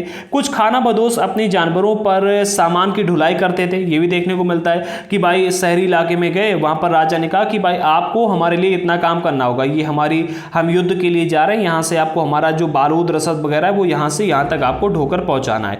तो ये लोग ठेका ले लेते थे, ठीक है, एक जगह से दूसरी जगह पर जाते वक्त खरीद फरोख्त भी किया करते थे। जैसे कि इन्होंने क्या किया, ये यहाँ पर थे, ठीक है, यहाँ पर इन्होंने देखा कि भाई हमारे पास में घी काफ़ी इकट्ठा हो चुका है और हम इस घी को यहाँ पर देकर के यहाँ से अनाज खरीद सकते हैं। इन्होंने यहाँ पर घी बेच दिया और उससे अनाज ले लिया, ठीक है। यहाँ पर गए, इन्हें पता चला कि यहाँ पर अनाज जो है महंगा बिच रहा है, ठीक है, और यहाँ पर हमें सस्ता मिल गया, तो इन्होंने यहाँ पर जाकर के अनाज बेच दिया। तो खरीद फरोख्त का भी काम किया करते थे। इसके अलावा राजाओं के लिए और भी आम जनता के लिए ढुलाई का काम भी किया करते थे कि जानवरों के ऊपर सामान लाद कर एक स्थान से दूसरे स्थान पर दे आते थे, ठीक है। आगे बढ़ते हैं। बंजारा लोग की अगर बात करें तो बंजारा के बारे में हमने सुना है, बंजारे के ऊपर मूवी भी बनी है, गाने भी बने हैं। तो बंजारा लोग सबसे महत्वपूर्ण व्यापारी खानाबदोश थे, ठीक है, ये व्यापारी खानाबदोश थे, यानी कि व्यापार वगैरह भी किया करते थे। इनका कारवां जो था, जो ये अपने साथ पूरा का पूरा लेकर चलते थे, घर, परिवार, कपड़े, बर्तन, इसके अलावा जानवर सब लेकर के घूमते रहते थे, ठीक है। उसे कारवां कहा जाता था, ठीक है। तो इनका कारवां टांडा कहलाता था, ठीक है, इस टांडा कहा जाता है इनके कारवां को। एक टांडा में कई सारे परिवार होते थे। ये बंजारे लोग अपने साथ पूरी घर गृहस्थी, बीवी बच्चे को साथ में लेकर के चलते थे। यानी कि अगर एक व्यक्ति के पास में एक टांडा में 10 फैमिली हैं, ठीक है, एक टांडा में 10 फैमिली हैं और 10 की 10 फैमिली के पास में 5-5 बच्चे हैं, ठीक है, तो 10 × 5 कर दो, यानी कि 50 लोग आपके पूरे हो गए। कितने? 50 लोग। तो 50 लोगों के कपड़े, 50 लोगों की घर गृहस्थी, रहने का सामान, सारा का सब कुछ अपने साथ में लेकर चलते थे ये, ठीक है। ये क्या करते थे, ये पूरा का पूरा टांडा जो है अपने साथ में लेकर चलते थे, ठीक है, चलते थे। अलाउद्दीन खिलजी बंजारों का ही इस्तेमाल करता था नगर के बाजारों तक अनाज की ढुलाई के लिए, ठीक है। अलाउद्दीन खिलजी के बारे में हमें काफ़ी कुछ पढ़ने को मिला है पिछले अध्याय में और क्लास 12th में और पढ़ने को मिलेगा। तो अलाउद्दीन खिलजी जो था ये बंजारों का इस्तेमाल करता था नगर में अनाज, नगर के बाजारों तक अनाज की ढुलाई के लिए। बादशाह जहांगीर ने भी अपने संस्करण में बंजारों का उल्लेख किया है। बंजारे विभिन्न इलाकों में अपने बैलों पर अनाज ले जाकर शहरों में बेचते थे, ठीक है। मतलब ये भी करते थे कि कई सारे इलाकों से इन्होंने अनाज को खरीद लिया और शहरों में ले जाकर बेच दिया। तो ये काम भी किया करते थे क्योंकि व्यापारी खानाबदोश थे, व्यापार करके भी अपना काम चलाते थे। ये एक स्थान पर इन्होंने, देखो इनके साथ ऐसा नहीं था कि इन्होंने किसी एक जगह पर अपना घर बना लिया, कहीं भी व्यापार करें, कुछ करें, वहीं पर आकर इनको रहना, ऐसा इनका कोई स्थायी निवास नहीं था। ये घूमते रहते थे, ठीक है, घूमते रहते थे, ठीक है, अपने पेट का पालन करने के लिए, अपने पेट की पूर्ति के लिए ये घूमते रहते, क्योंकि पहले उस समय पर जनसंख्या कम थी और जनसंख्या कम होने के अलावा जमीन पर इतना अधिक कोई अधिकार दिखाता नहीं था। जमीन पर अधिकार थे लोगों के, बट जमीन परती बहुत पड़ी रहती थी, जिसे गवर्नमेंट की जमीन कह सकते हैं या फिर मतलब ऐसी बंजर जमीन कह सकते हैं, तो वहां पर ही निवास कर लेते थे। आजकल जमीन की किल्लत हो चुकी है, ठीक है, पहले जमीन 2 रुपए की एकड़ मिल जाती थी, ऐसी हमने जमीन बेचती हुई देखी। हमारे यहाँ पर एक व्यक्ति हैं, उनके पास 500 बीघा जमीन थी और उन्होंने सारी जमीन ऐसे 2 रुपए 4 रुपए एकड़ बेच दी थी। आज उनके पास 5 बीघा जमीन है, 1 एकड़ जमीन मात्र बची हुई है। अब आप समझो अब आप समझो, ठीक है, हमारे यहाँ पर दुपट चलता है, वैसे 2.5 बीघा का 1 एकड़ होता है, बट हमारे पर 5 बीघा का 1 एकड़ चलता है, तो उनके पास केवल 1 एकड़ जमीन रहेगी। ऐसे ऐसे लोग, अब उनके बच्चे कहते हैं कि बताओ हमारे दादा परदादा कितने मतलब मूर्ख लोग थे जो 2-2 रुपए एकड़ जमीन बेचकर चले आए, 2-2 रुपए एकड़ जमीन, ठीक है। तो वो आज उन्हें देखते हैं, सोचते हैं कि अगर हमारे पास इतनी जमीन होती तो हम क्या से क्या कर सकते थे। तो अगर हम देखा जाए तो पहले जमीन बहुत हुआ करती थी और इन लोगों का कोई घर बार नहीं था, ये पूरी की पूरी फैमिली घर गृहस्थी भी बच्चे लेकर के चलते थे। अलाउद्दीन के खिलजी के बारे में हमें पता चलता है कि इन्होंने बंजारों का ही इस्तेमाल किया था अनाज की ढुलाई के लिए। इसके अलावा बादशाह जहांगीर ने भी अपने संस्मरण में इनका उल्लेख किया है। बंजारे विभिन्न इलाकों से अपने बैलों पर अनाज लेकर के शहरों में जाते थे और वहां पर बेचते भी थे। सैन्य अभियानों के दौरान मुगल सेना के लिए खाद्यान्न की ढुलाई का काम भी लोग किया करते थे और किसी भी विशाल सेना के लिए 1 लाख बैल अनाज ढोते होंगे, ठीक है। ये चीज देखने को मिलती है कि भाई जो बड़ी बड़ी सेनाएं थी उनके लिए जो अनाज ढोने का काम होता था वो यही लोग करते थे और वो हमें देखने को भी मिलता है। कई पशुचारी जनजातियां मवेशी और घोड़ों जैसे जानवरों को पालने पोसने और संपन्न लोगों के हाथ उन्हें बेचने का काम भी करती थी। कि भाई कई सारी जनजातियां ऐसी थी जो पशुचारी जनजातियां थी, यानी कि पशुओं पर निर्भर रहती थी। जंगलों से पशुओं को पकड़ना है या फिर उन्होंने पशुओं को पाला, उनसे बच्चे हुए, उनको पाला बड़ा किया, मार्केट में जाकर बेच दिया, ठीक है। जो जानवरों को पालने वाले लोग हैं उनको बेच दिया, ठीक है। संपन्न लोगों को बेच दिया, उससे जो पैसा मिला उससे अपना मतलब खर्चा चलाया, बर्तन खरीद लिए, कपड़े खरीद लिए या फिर अनाज खरीद लिया। कभी कभी भिक्षुक लोग भी घुमंतु सौदागरों का काम करते थे। जो भीख मांगने लोग थे वाले लोग थे वो घुमंतु सौदागरों का काम किया करते थे। नर्तकों, गायकों और अन्य तमाशबीनों की भी जनजातियां होती थी कि ये गायक लोग हैं, ठीक है, ये गायक लोग हैं, इनकी जनजाति एक अलग है। ये नर्तक है, नाचने वाले लोग हैं, इनकी जनजाति एक अलग है। एक बहुत ही खराब शब्द का इस्तेमाल किया जाता था नर्तकों के लिए। हम किताब में तो पढ़ लेते हैं कि हाँ नर्तक हैं ये लोग, बट अगर हम रियलिटी में देखें जो आम समाज में इसके लिए शब्द का इस्तेमाल होता है उसे हम रंडी शब्द का इस्तेमाल करते हैं, ठीक है। बहुत ही खराब शब्द, जबकि कला कितनी बेटर है। इस कला को पाने के लिए बहुत मेहनत करनी पड़ती है, ठीक है, नृत्य को हासिल करने के लिए, और उसके लिए किस शब्द का इस्तेमाल किया गया है आप देख सकते हो, ठीक है। ये चीज़ें देखने को मिलती हैं, ठीक है। जो तमाशबीन की जातियां थीं जो कि विभिन्न नगरों और गांव में कमाई के लिए अपनी कला का प्रदर्शन किया करते थे। कुछ नट होते थे जो कला करके दिखाते थे। तो ये जातियां के लोग थे, अलग अलग जाति के लोग थे जो कि ये काम किया करते थे। आगे बढ़ते हैं, खानाबदोश और भ्रमणशील समूह, इनको भी देखते हैं। खानाबदोश समूह लोग, खानाबदोश घुमंतु लोग होते थे। एक मिनट, खानाबदोश घुमंतु लोग थे, हाँ। ये क्या करते थे, भोजन के लिए एक स्थान से दूसरे स्थान पर घूमते रहते थे, ठीक है। कहा जा रहा है कि उनमें से कई पशुचारी होते थे, यानी कि पशुओं को पालते थे, पशुओं के ऊपर निर्भर रहते थे और अपनी रेवड़ और पशुवृंद के साथ एक चारागाह से दूसरे चारागाह घूमते रहते थे। कहने का अर्थ यहाँ पर यह है कि कई सारे खानाबदोश घुमंतु लोग होते थे जो खाने के लिए एक स्थान से दूसरे स्थान पर घूमते रहते थे और इनकी जो जिंदगी थी वो पशुओं पर निर्भर ज़्यादा रहती थी, ठीक है। उनमें से कई पशुचारी होते थे जो पशुओं को चराते थे अपनी रेवड़ और पशुवृंद के साथ में, यानी कि अपनी जो भी चीज़ें हैं और जो पशु हैं उनके साथ में चारागाह से एक चारागाह से दूसरे चारागाह पर घूमते रहते थे। यानी कि आज यहाँ पर चरवा लिया, दूसरे वहां पर जाकर चरवा लिया, फिर वहां पर चरवा लिया, ऐसे घूमते रहते थे। इस तरह दस्तकार, फेरी वाले और नृतक, गायक एवं अन्य तमाशबीन भ्रमणशील समूह अपना काम धंधा करते करते एक जगह से दूसरी जगह पर यात्रा करते थे। जैसे कि वह दस्तकार है कोई, ठीक है, तो ये भी घूमता रहेगा।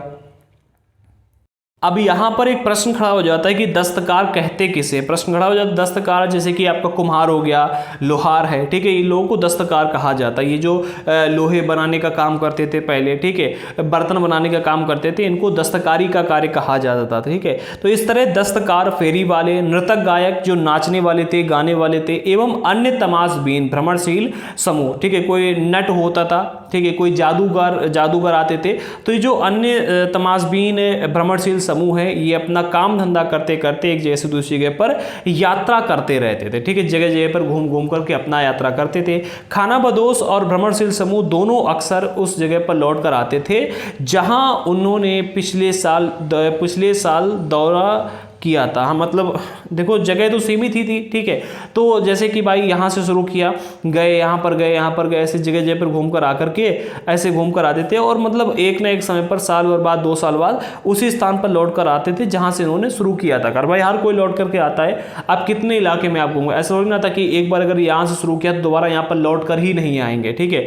इतना बड़ा थोड़ी ना आए देश, तो ऐसे धीरे धीरे धीरे घूम घूम करके वहाँ पर लौट कर इन्हें दोबारा आना होता था, आते रहते थे। तो ये जो लोग थे खानाबदोश भ्रमणशील समूह, तो भ्रमणशील समूह के बारे में हमने देख लिया कि घूम घूम करके अपनी आमदनी को इकट्ठा किया करते थे, ठीक है, अपने पेट का पालन किया करते थे, जिसमें आपको नर्तक मिलते हैं, गायक मिलते हैं। आज यहाँ पर उन्होंने प्रोग्राम कर लिया, कल जाकर वहाँ पर प्रोग्राम कर लिया, परसों वहाँ पर प्रोग्राम कर लिया, नरसों जाकर वहाँ प्रोग्राम कर लिया। इसी तरह से जो खानाबदोश घुमंतु थे ये पशुओं के ऊपर आधारित रहते थे। आज यहाँ पर जानवर चरा लिए, कल वहाँ पर जानवर चरा लिए, परसों वहाँ पर चरा लिए, पता चला यहाँ पर एक अच्छा चारा गाय तो यहाँ चरा लिए, फिर वहाँ पर जाकर चरा लिए। तो ऐसे जानवरों को चराते थे और अपना काम चलाते थे। आगे बढ़ते हैं।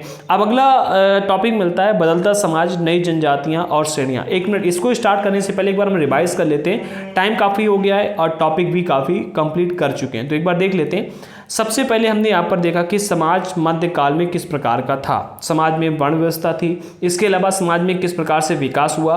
ये जो विकास हो रहा था, विकास हर जगह पर एक समान नहीं था, ठीक है, हमने ये भी यहाँ पर देखा। इसके बाद हमने देखा कि समाज में ऊंच नीच की भावना आ चुकी थी, अमीर गरीब के बीच में फासला किस प्रकार से बढ़ा, और जब दिल्ली के सुल्तान आ गए तो उसके बाद में ये श्रेणीबद्ध समाज अर्थात वर्ण व्यवस्था वाला समाज और अधिक जटिल हो गया।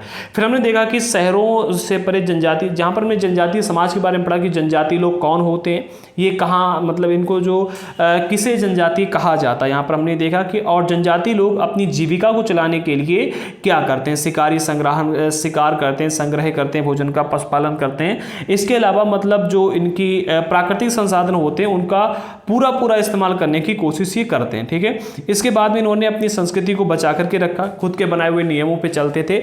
इन्होंने ब्राह्मणों द्वारा सुझाए गए वर्ण व्यवस्था को और कर्मकांडी चीज़ों को स्वीकार नहीं किया, ठीक है। इसके अलावा अब हमने यहाँ पर ही देखा कि जनजाति लोग कौन थे।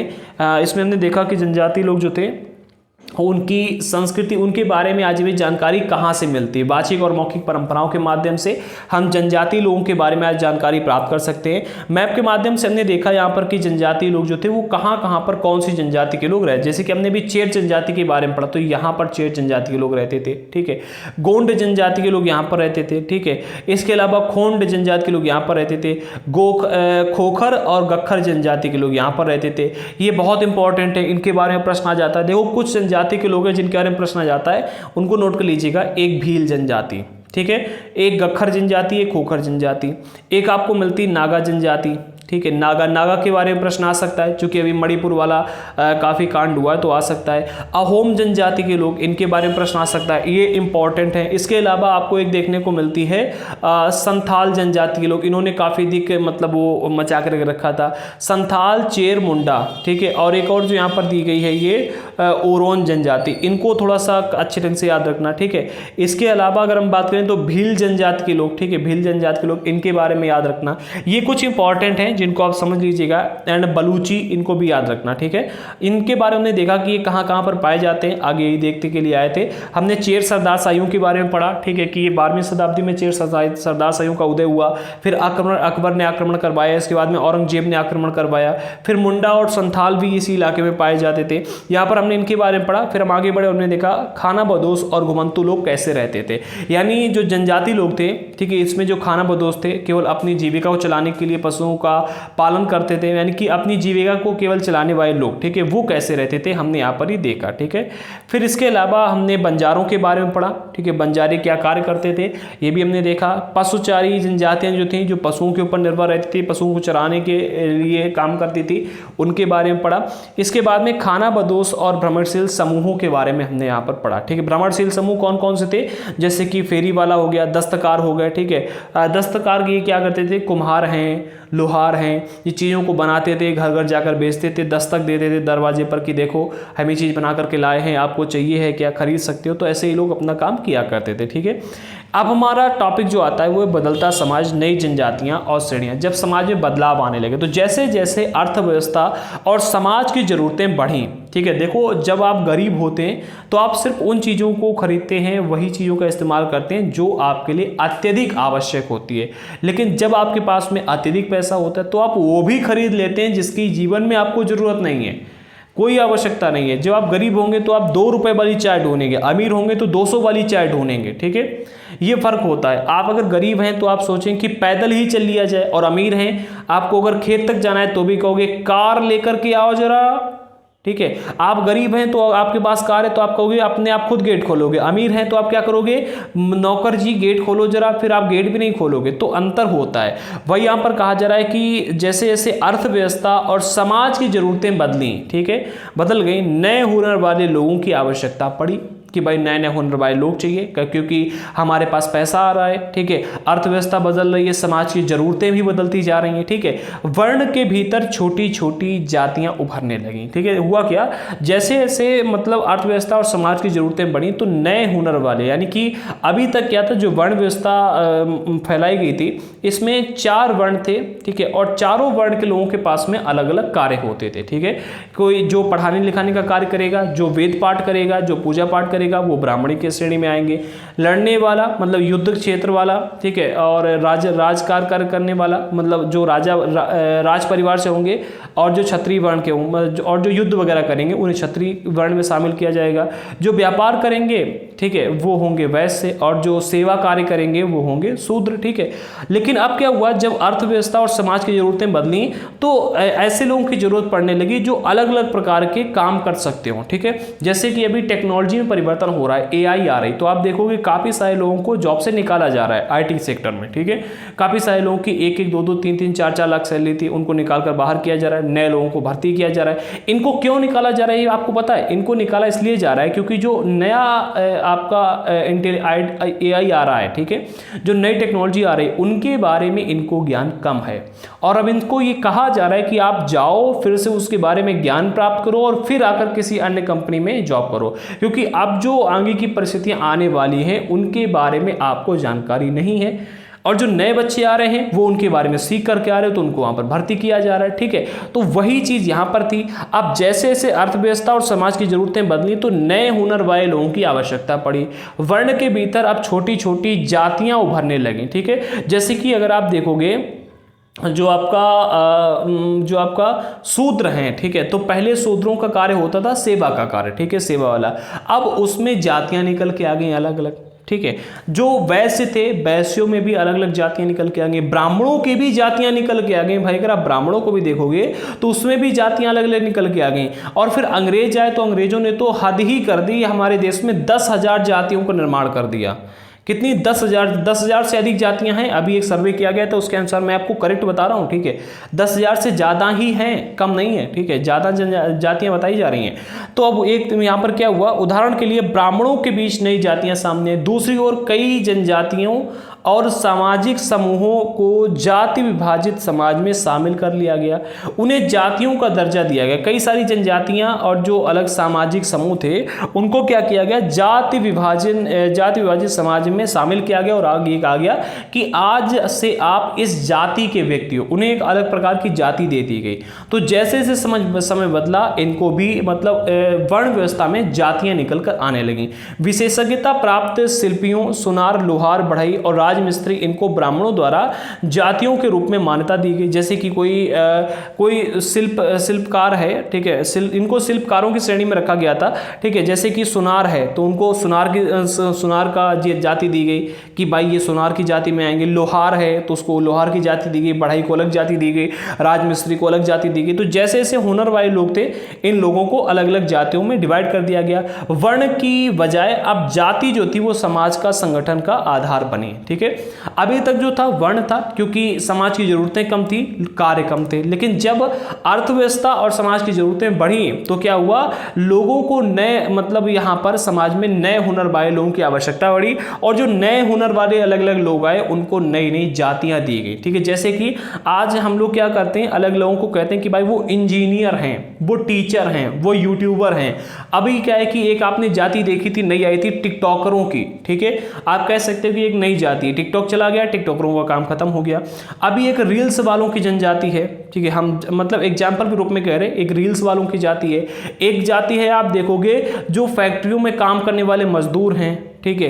एक है आप देखोगे फैक्ट्रियों में मैनेजर के पोस्ट पर काम कर रहे हैं। तो जैसे आज देखते हो आज अलग अलग पोस्ट दी गई हैं, ठीक है, कि इनकी ये पोस्ट है, ऐसे उस टाइम पर जाति दी गई थी, ठीक है, कि भाई ये इस कार्य को करने वाले लोग हैं, उनकी ये जाति होगी, ठीक है। आज हम वही काम कर रहे हैं, आज हम उनको अलग नाम दे रहे हैं। हमने इंजीनियर नाम दे दिया, हमने टीचर नाम दे दिया, हमने डॉक्टर नाम दे दिया, हमने पायलट नाम दे दिया, हमने ड्राइवर नाम दे दिया। पहले क्या होता था, हमने लोहार नाम दिया है, हमने बढ़ई नाम दिया है, हमने सुनार नाम दिया है। तो ये चीजें पहले होती थी, ठीक है। और अब क्या हो गया, अब वर्ण की बजाय जाति समाज के संगठन का आधार बनी। अब वर्ण व्यवस्था धीरे धीरे पीछे होने लगी, जाति व्यवस्था धीरे धीरे आगे आने लगी, ठीक है। 11वीं और 12वीं सदी तक आते आते क्षत्रियों के बीच राजपूत गोत्रों की ताकत में काफी इजाफा हुआ। अच्छा, यहाँ पर जो बात कही जा रही है, बदलता समाज, नई जातियों और श्रेणियों, नई जातियां और श्रेणियां, तो ये देखो वर्ण व्यवस्था को अगर आप देखोगे तो ये आरंभिक समाज से आपको देखने को मिलेगी, ठीक है। आरंभिक समाज तो नहीं कह सकते, ऋग वैदिक काल जो है उस टाइम पर इसका निर्माण किया गया था। लेकिन जैसे जैसे समय बदला, ठीक है, धीरे धीरे जब मध्यकाल जब शुरू होता है तो मध्यकाल शुरू होते से ही उसी टाइम से मतलब हमें ये चीजें देखने को मिल जाती, ठीक है। सन 750 के बाद में धीरे धीरे जातियों की बात होने लगी थी, और हम देखते हैं कि 11वीं और 12वीं सदी तक आते आते क्षत्रिय जो थे, जो क्षत्रिय वर्ण के व्यक्ति थे, उनके बीच में नए राजपूत गोत्रों की ताकत में काफी इजाफा हुआ। वे हुण, चंदेल, चालुक्य और कुछ दूसरी वंश परंपरा से आते थे। यहाँ पर देखोगे अगर आप तो आपको अलग अलग जाति के लोग देखने को मिलेंगे, ठीक है। 11वीं 12वीं सदी तक आते आते अलग अलग जातियां बनने लगी थी काफी बड़े पैमाने पर। इनमें से कुछ अपने जनजातियों से आते थे, कुछ पहले जनजातियों से आते थे जिन लोगों ने राजपूत गोत्र को धारण किया। इन राजपूत गोत्र को धारण करने वालों में कुछ ऐसे लोग थे, कुछ ऐसे लोग थे जो जनजातियों से आते थे। पहले जनजाति के लोग थे, लेकिन अब इन्होंने लड़ाई लड़ना शुरू कर दिया, धीरे धीरे समाज में परिवर्तन आया तो इन्होंने राजपूत गोत्र को धारण कर लिया, और बाद में कई कुल राजपूत मान लिए गए, ठीक है। कई सारे जनजाति के लोग थे जो बाद में आगे चल करके राजपूत मान लिए गए। उन्होंने पुराने शासकों की जगह ले ली, विशेषतः कृषि क्षेत्र में, ठीक है। तो क्या हुआ, धीरे धीरे एक मिनट, हाँ, पुराने शासकों की जगह ले, जैसे जैसे राजपूत बनते गए इन्होंने ताकत भी बढ़ानी शुरू कर दी, और जब इनके पास ताकत बढ़ गई तो इन्होंने क्या किया, पुराने जो राजपूत राजा थे उनकी जगह लेनी शुरू कर दी, ठीक है। आगे बढ़ते हैं, विशेषकर कृषि क्षेत्र में आगे बढ़ते हैं। शासकों के रूप में राजपूत गोत्र का उदय, ठीक है। अब ये भी देखते हैं, उदाहरण के लिए जनजाति लोगों के अनुसार किया गया। एक मिनट, जनजाति लोगों ने अनुसरण किया, हाँ देखो, शासकों के रूप में राजपूत गोत्र का जो उदय हुआ, इसके उदय के उदाहरण का जनजाति लोगों ने अनुसरण किया। हाँ, जैसे देखो यहाँ पर जो शासक वर्ग था उसे जैसे राजपूत गोत्र दिया जा रहा था, ठीक है। तो इसका प्रयोग किया कि लोगों ने इसका फायदा उठाया, जनजाति लोगों ने क्या किया कि हम राजपूत बने जा रहे हैं, ठीक है। भाई वो शासक वर्ग का था, तो राजपूत लोगों ने, ये जनजाति लोगों ने कहा कि अगर हम राजपूत गोत्र को धारण कर लेते हैं तो हम क्या होंगे, हम शासक वर्ण में आ जाएंगे, ठीक है, शासक वर्ग में आ जाएंगे। तो इन्होंने राजपूत गोत्र का अनुसरण किया, जनजाति लोगों ने काफी बड़ी मात्रा में। धीरे धीरे ब्राह्मणों के समर्थन से कई जनजातियां जाति आधारित समाज का हिस्सा बन गई, ठीक है। लेकिन केवल प्रमुख जनजाति परिवार ही, देखो हर कोई राजा नहीं बन सकता है, हर कोई शासक नहीं बन सकता है। जो प्रमुख जनजाति परिवार थे उनको शासक वर्ग में शामिल किया गया, ठीक है। लेकिन धीरे धीरे क्या हुआ कि सभी, ठीक है, धीरे धीरे सभी जनजाति जो लोग थे, सभी तो नहीं सकते, कह सकते हैं कई जनजाति लोग जो थे वो जाति व्यवस्था का हिस्सा बन गए थे। कुछ ऐसे लोग थे जिनको शासक वर्ग में शामिल किया गया, उनकी बहुसंख्य आबादी समाज की छोटी जनजातियों में ही जगह बना पाई। यानी कि जो जनजाति लोग थे, ठीक है, हाँ, इसमें जो जनजाति लोग थे इनकी बहुसंख्य आबादी, मतलब बहुत ज़्यादा आबादी समाज की छोटी जातियों में जगह बना पाई। ठीक है, कहने का अर्थ यहाँ पर यह है कि कुछ जनजाति लोग ऐसे थे जिनको शासक वर्ग में स्थान दिया गया, ठीक है, शासक वर्ग में शामिल किया गया, लेकिन अधिकतर जो जनजाति लोग थे उनको समाज की छोटी जातियों में जगह दी गई कि आप छोटे काम करते हो इसलिए आपको छोटी जनजाति में स्थान दिया जाएगा, छोटी मतलब जातियों में आपको जगह दी जाएगी। आगे बढ़ते हैं। दूसरी तरफ पंजाब, सिंध और उत्तर पश्चिमी सरहद कि प्रभुत्वशाली जनजातियों ने काफ़ी पहले इस्लाम को अपना लिया था। ये भी देखने को मिलता है कि अगर आप पंजाब, सिंध और उत्तर पश्चिमी सरहद की तरफ जाओगे, ठीक है, हमारे यानी कि उत्तर पश्चिमी इलाका हिमालय क्षेत्र में हम कह सकते हैं, हिमालय क्षेत्र में पंजाब साइड में, सिंध के इलाके में, तो यहाँ पर क्या हुआ कि काफ़ी पहले ही लोगों ने इस्लाम को अपना लिया था। अब जब काफ़ी पहले ही इस्लाम को अपना लिया गया था तो यहाँ पर ब्राह्मणों का प्रभाव कम पड़ पाया, और ब्राह्मणों का कम पड़ पाया तो यहाँ पर लोगों ने यहाँ पर जाति आधारित व्यवस्था जो है इसको लोग नकारते रहे, क्योंकि इस्लाम आने के बाद में, अच्छा, इस्लाम को अपनाने के बाद में कोई भी व्यक्ति इस्लाम से क्यों बाहर नहीं आना चाहता, जानते हो?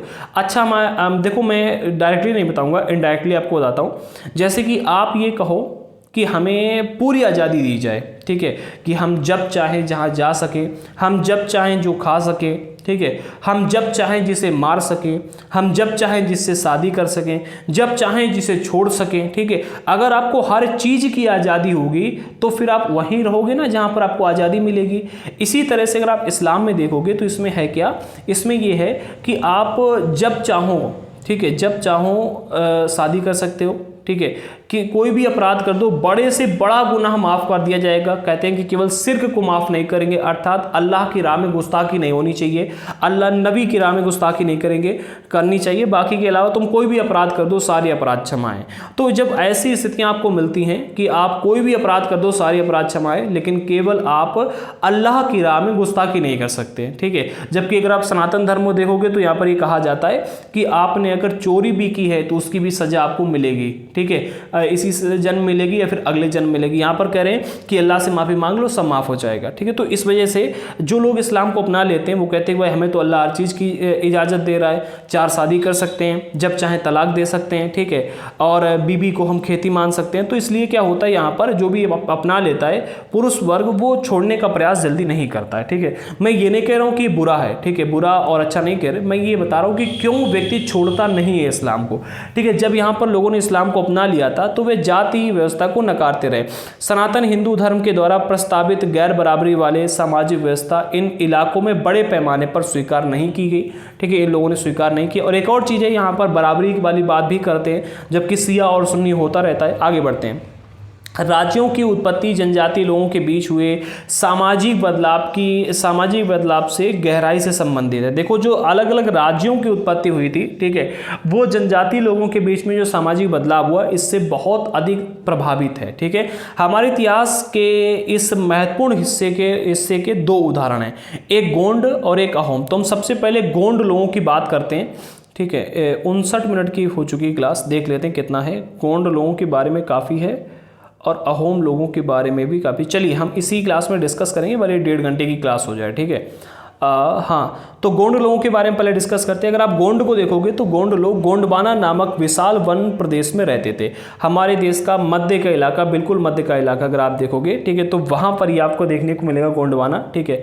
हम दिखा देते हैं एक बार मैप में ताकि आपको अच्छे ढंग से समझ में आ जाए। गोंड लोग जो थे, मैंने अभी आपको बताया था कहाँ पर रहते थे, गोंडवाना भूमि इसे कहा जाता है, ये गोंडवाना भूमि है, ठीक है।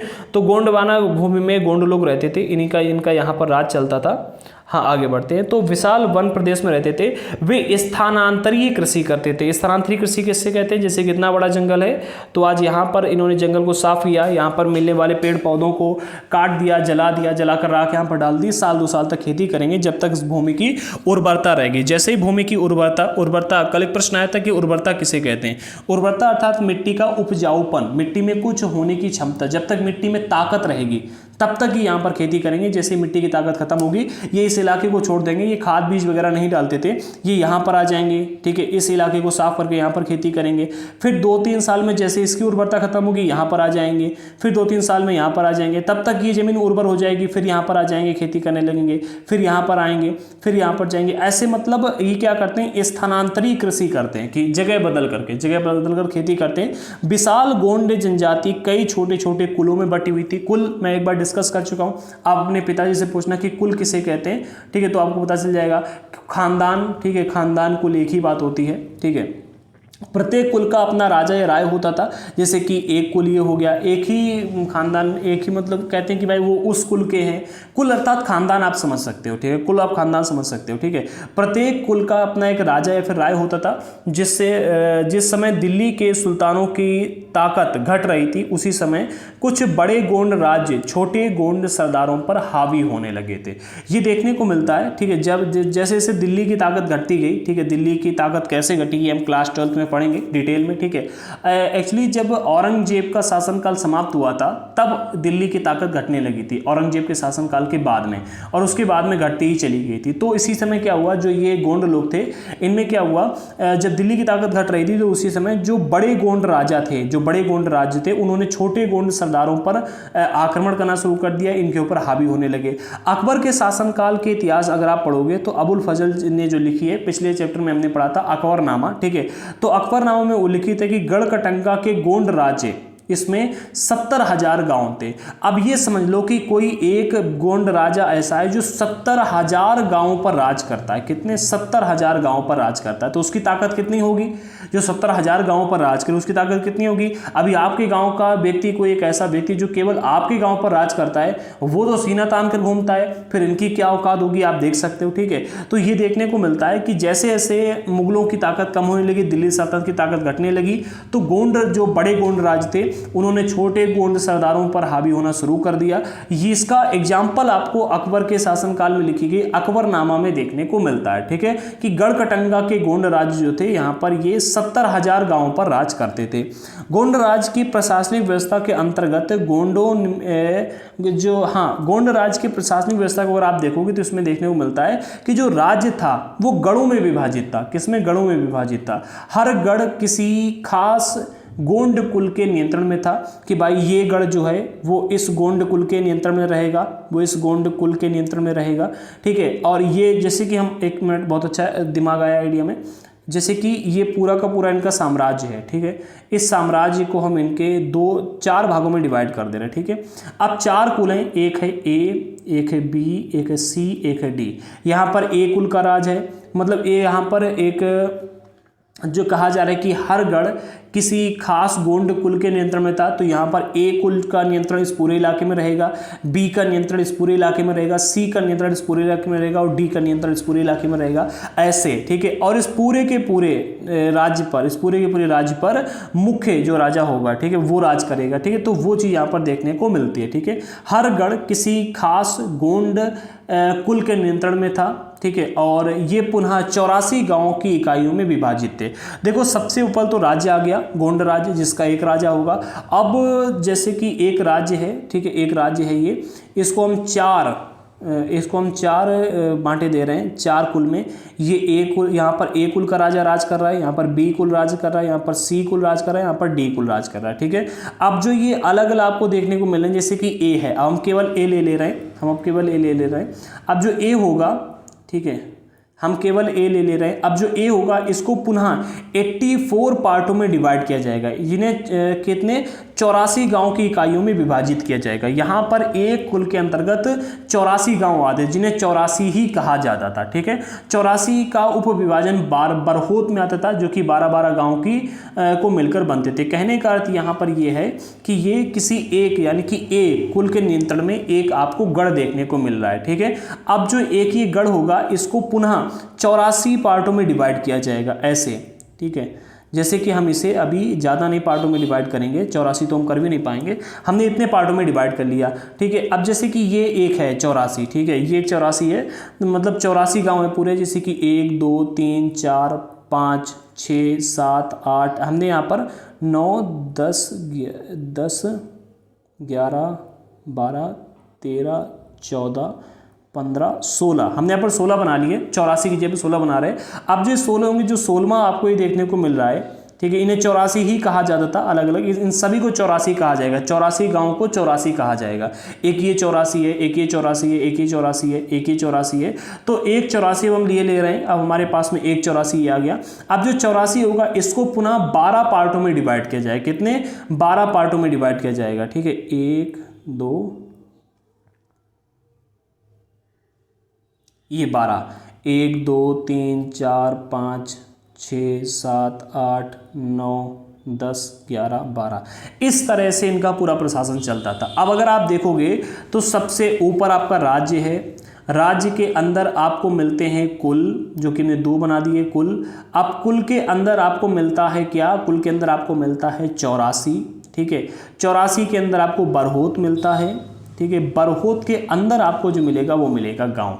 इतने मतलब ये इनकी पूरी व्यवस्था थी। गोंड राज की जो प्रशासनिक व्यवस्था थी वो थी, जब भी कोई नियम बनेगा तो राजा बनाएगा, ठीक है, एक मिनट, कोई नियम राजा बनाएगा तो ऊपर से फिर राजा भेजेगा गढ़ के पास में, गढ़ में जो रहने वाला है वो पूरे 84 के पास में वो नियम लागू करेगा, 84 वाला बरहोत में भेजेगा, बरहोत वाला गाँव में भेजेगा, ठीक है। तो मतलब जो हर एक गाँव को बरहोत कहा जाता, ठीक है, जो 12-12 गाँव को मिलाकर के एक बरहोत बनता था, ठीक है, तो बरहोत में भेजेगा। इस तरह से पूरा का पूरा प्रशासनिक कार्य होता। जैसे कि आज आप हमारे देश को देखते हो, सबसे ऊपर हमारा देश है, देश के बाद में राज्य आता है, राज्य में आपको जिले देखने को मिलते हैं, जिले के अंदर आपको ग्राम पंचायत देखने को मिलती है, ग्राम पंचायत से पहले ब्लॉक देखने को मिलता है, फिर ग्राम पंचायत आती है, ठीक है, ब्लॉक आता है, फिर ग्राम पंचायत आती है। इसी तरह से यहाँ पर क्या था, सबसे ऊपर पर राज्य, राज्य के बाद में गढ़, गढ़ के बाद में 84, 84 के बाद में बरहोत, और बरहोत के अंदर आपको गाँव देखने को मिलते थे, ठीक है। बड़े राज्यों के उदय ने गोंड समाज के चरित्र को बदल डाला। जैसे जैसे बड़े राज्यों का उदय होता गया तो गोंड समाज का जो चरित्र था वो बदलने लगा। उनका मूलतः बराबरी वाला समाज धीरे धीरे असमान सामाजिक वर्गों में विभाजित हो गया। पहले इन्होंने क्या किया था, वर्ण व्यवस्था को स्वीकार नहीं किया था, तभी बराबरी से रहते थे, लेकिन जैसे जैसे बड़े बड़े राज्यों का उदय हुआ तैसे तैसे इनका क्या हुआ, चरित्र धीरे धीरे बदलने लगा। अब मूलतः इनका जो बराबरी वाला समाज था वो धीरे धीरे असमान सामाजिक वर्गों में विभाजित हो गया। ब्राह्मण लोगों ने गोंड राजाओं से अनुदान में भूमि प्राप्त की। जो ब्राह्मण लोग थे इन्होंने क्या किया, गोंड राजाओं से अनुदान में भूमि प्राप्त कर ली और अधिक प्रभावशाली हो गए। अब जो ब्राह्मण लोग थे इनके पास में ताकत आ गई, ठीक है, क्योंकि इन्होंने गोंड राजाओं से दान में भूमि प्राप्त की और अपने आप को शक्तिशाली बना लिया।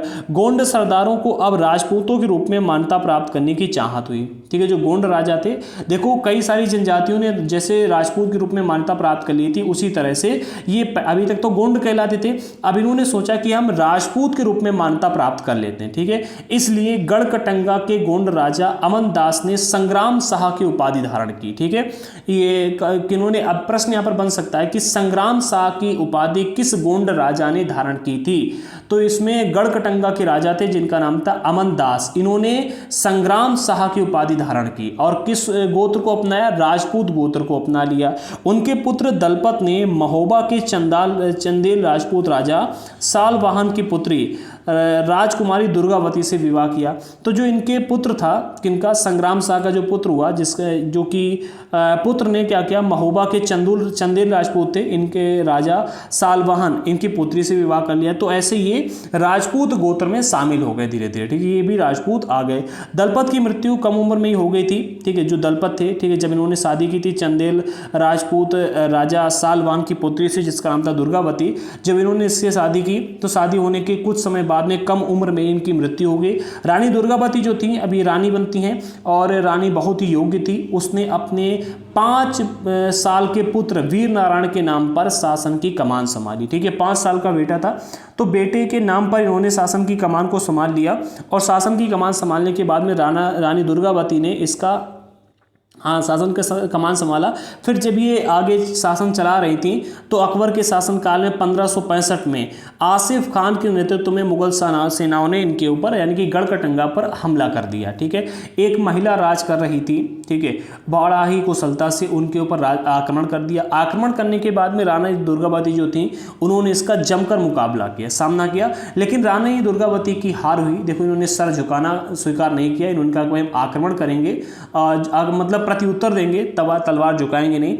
इन्होंने प्रत्युत्तर दिया, हार गई, लेकिन रानी दुर्गावती की हार हुई और उसने समर्पण करने की बजाय मर जाना बेहतर समझा। ठीक है, उनका पुत्र भी तुरंत बाद लड़ता लड़का मारा गया था। ठीक है, रानी दुर्गावती का पुत्र भी मारा गया। गढ़कटंगा एक समृद्ध राज्य था, इसने हाथियों को पकड़ने और दूसरे राज्यों में उसका निर्यात करके व्यापार में अच्छा खासा धन कमाया था। जब मुगलों ने गोंडों को हराया तो उन्होंने उसे लूटा। ठीक है, और लूट के बेशकीमती सिक्के और हाथी बहुतायत में हथिया लिए। ठीक है, मुगल पहले ऐसा ही करते थे, किसी भी राज्य पर आक्रमण करते थे, उसे लूट लेते थे और लूटने के बाद में वहाँ से चले आते थे। फिर कुछ समय बाद जब वो फिर से मतलब हरा भरा हो जाता था, फिर वहाँ आते थे और उसके ऊपर कब्जा कर लेते थे। अब भाई बंजर इलाके से किसको क्या मिलेगा। ठीक है, पहले देखा कि ये बहुत अच्छा फला फूला राज्य, यहाँ पर अटैक करेंगे, यहाँ का सारा धन संपदा लेकर चले आएंगे।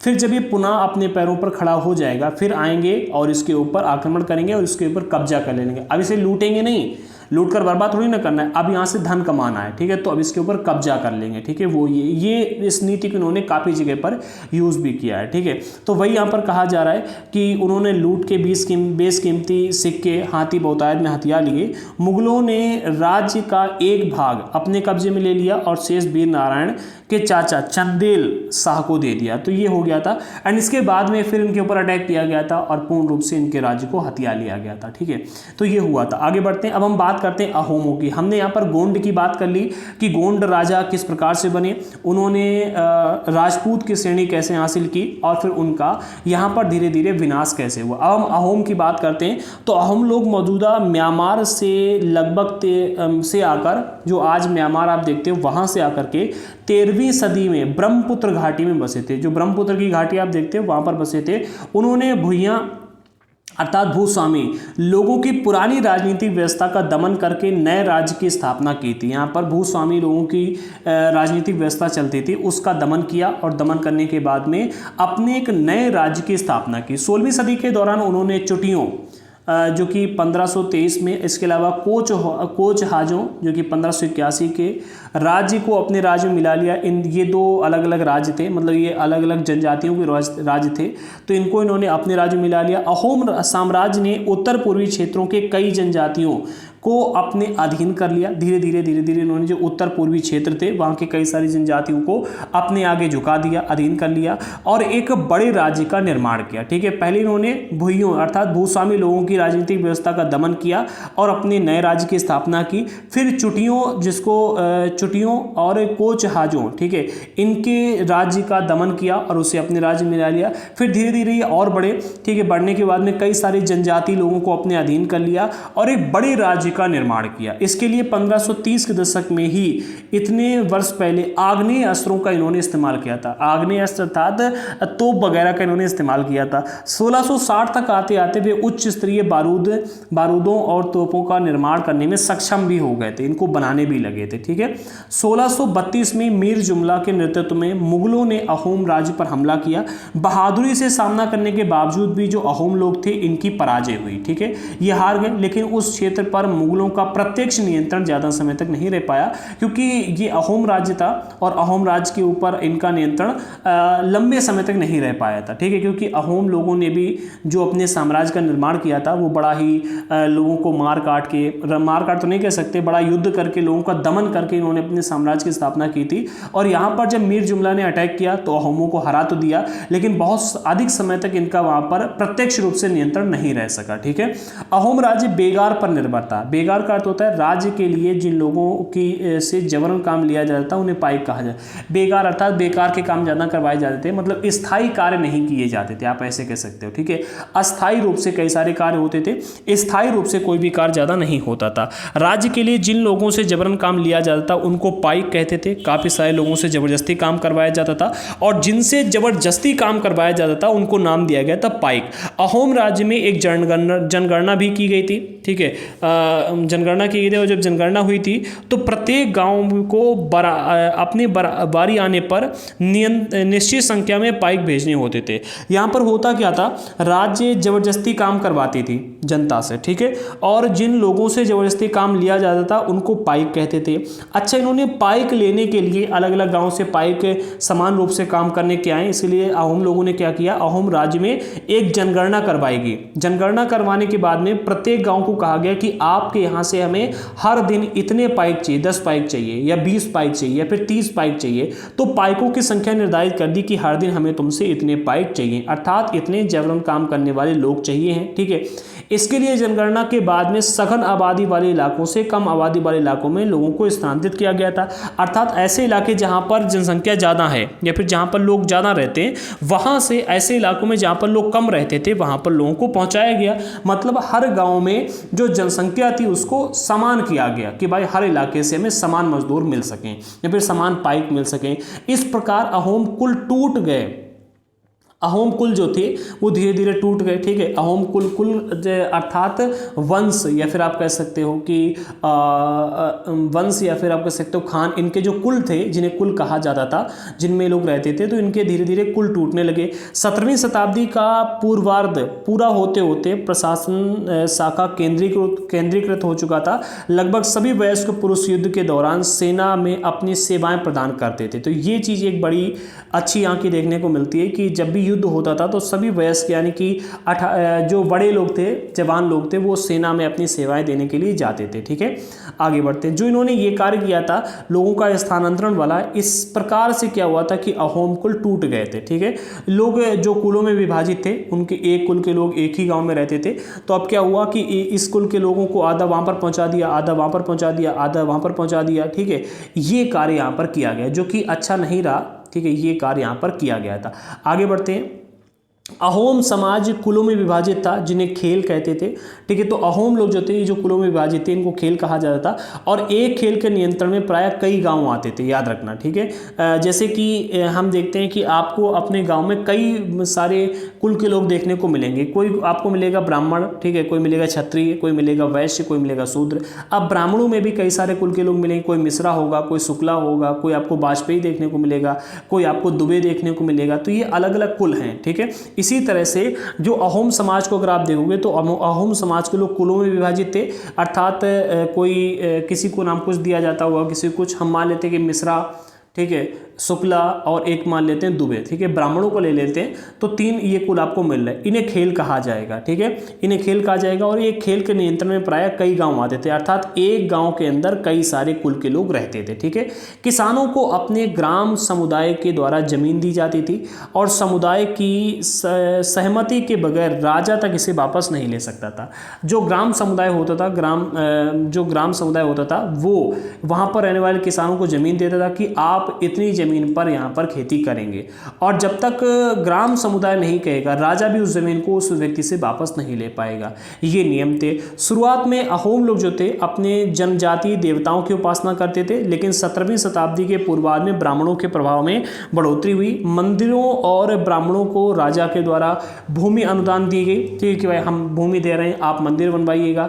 ब्राह्मणों से कहा गया कि आप मंदिर बनवाओ, हम आपको भूमि दे रहे हैं, पूजा पाठ शुरू करो, क्योंकि ब्राह्मणों का प्रभाव यहाँ पर बढ़ गया था। यहाँ पर इस्लाम पहुँच नहीं पाया था। ठीक है, इस्लाम पहुँच जाता, इस्लाम का प्रभाव हो जाता, अगर ये इस्लाम स्वीकार कर लेते तो बात अलग की थी। ठीक है, वैसे इनकी पहले भी उपासना की पद्धति रही थी, जनजातीय देवता हुआ करते थे, लेकिन अब जब इन्होंने इनके ऊपर ब्राह्मणों का प्रभाव पड़ा, ठीक है, एक्चुअली हुआ ये था कि ब्राह्मणों ने इस टाइम तक आते आते जो अलग अलग क्षेत्रों में स्थानीय देवी देवता थे उनको प्रमुख देवी देवता का एक रूप मानना शुरू कर दिया था। जैसे कि अगर आप देखोगे जगन्नाथ प्रभु हैं, तो जगन्नाथ भगवान पहले के स्थानीय देवता माने जाते थे, लेकिन ब्राह्मणों का प्रभाव पड़ा, उन्होंने जगन्नाथ देवता की स्टोरी सुनी, फिर कहा कि ये तो हमारे श्री कृष्ण भगवान का एक रूप है, नारायण भगवान का एक रूप है।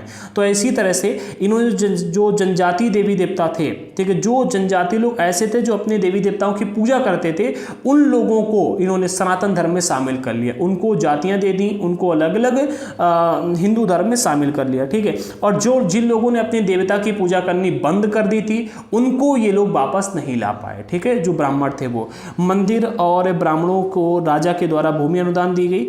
शिव सिंह जिन्होंने 1714 से 44 तक राज किया, इनके काल में हिंदू धर्म वहां का प्रधान धर्म बन गया था। ठीक है, अहोम साम्राज्य का। लेकिन अहोम राजाओं ने हिंदू धर्म को अपनाने के बाद अपनी पारंपरिक आस्थाओं को पूरी तरह से नहीं छोड़ा था। जो उनके पहले स्थानीय जनजाति देवता होते थे उनकी पूजा करते रहे। ठीक है, हिंदू धर्म को तो अपना लिया, सनातन धर्म को अपना लिया, लेकिन इसके बाद भी अपनी परंपराओं को नहीं छोड़ा। लेकिन अगर आप वहीं पंजाब साइड में देखोगे, सिंध साइड में देखोगे, जिन लोगों ने इस्लाम को अपनाया उन्होंने अपनी परंपराओं को त्याग दिया था। ठीक है, और जब अपनी जड़ को भूल जाओगे तो वापस आ पाना मुश्किल होता है। उन्होंने त्याग दिया था। आगे बढ़ते हैं।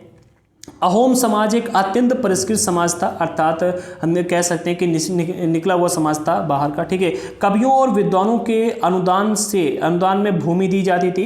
जो कवि और विद्वान लोग थे इनको दान में भूमि दी जाती थी। नाट्य कर्म को प्रोत्साहन दिया जाता था। ठीक है, जो नृत्य कार्य होते थे, जैसे कि अगर आप देखोगे हमारे यहाँ पर जितने भी आज नृत्य शास्त्र देखने को मिलते हैं, जैसे कि आप कलपट्टू देखते हो और भी कई सारे नृत्य देखने को मिलते हैं। क्लास 12 में डिटेल में पढ़ेंगे इसके बारे में, किस तरह से सपोर्ट किया गया।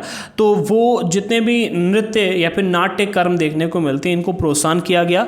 संस्कृत की महत्वपूर्ण कृतियों का स्थानीय भाषा में अनुवाद किया गया। ठीक है, बुरंजी नामक ऐतिहासिक कृतियों को पहले अहोम भाषा में और फिर असमिया भाषा में इसको लिखा भी गया। धीरे धीरे इस चीज़ में भी परिवर्तन आया। ठीक है, इन्होंने संस्कृत भाषा का अनुवाद भी किया। फिर इसके अलावा अहोम भाषा में और असमिया भाषा में बुरंजी नामक एक ऐतिहासिक कृति थी, उसको लिखा गया। ठीक है, तो ये चीज़ें यहाँ पर हमें देखने को मिलती हैं। निष्कर्ष में अगर हम बात करें तो इस युग में उपमहाद्वीप में काफ़ी सामाजिक परिवर्तन हुए। मध्यकाल की बात की जा रही है, काफ़ी सारे सामाजिक परिवर्तन हुए। वर्ण आधारित समाज और जनजाति लोग जो थे एक दूसरे के साथ में लगातार संपर्क में आते रहे। जो वर्ण व्यवस्था वाला समाज था, वर्ण आधारित समाज था वो, और जनजाति लोग जो थे एक दूसरे के साथ में लगातार संपर्क में आते रहे। इससे क्या हुआ, इस आदान प्रदान ने दोनों तरह के समाजों में अनुकूलन और बदलाव की प्रक्रिया चलाई कि भाई दोनों समाज जो है मिलकर के ही आगे बढ़ सकते हैं।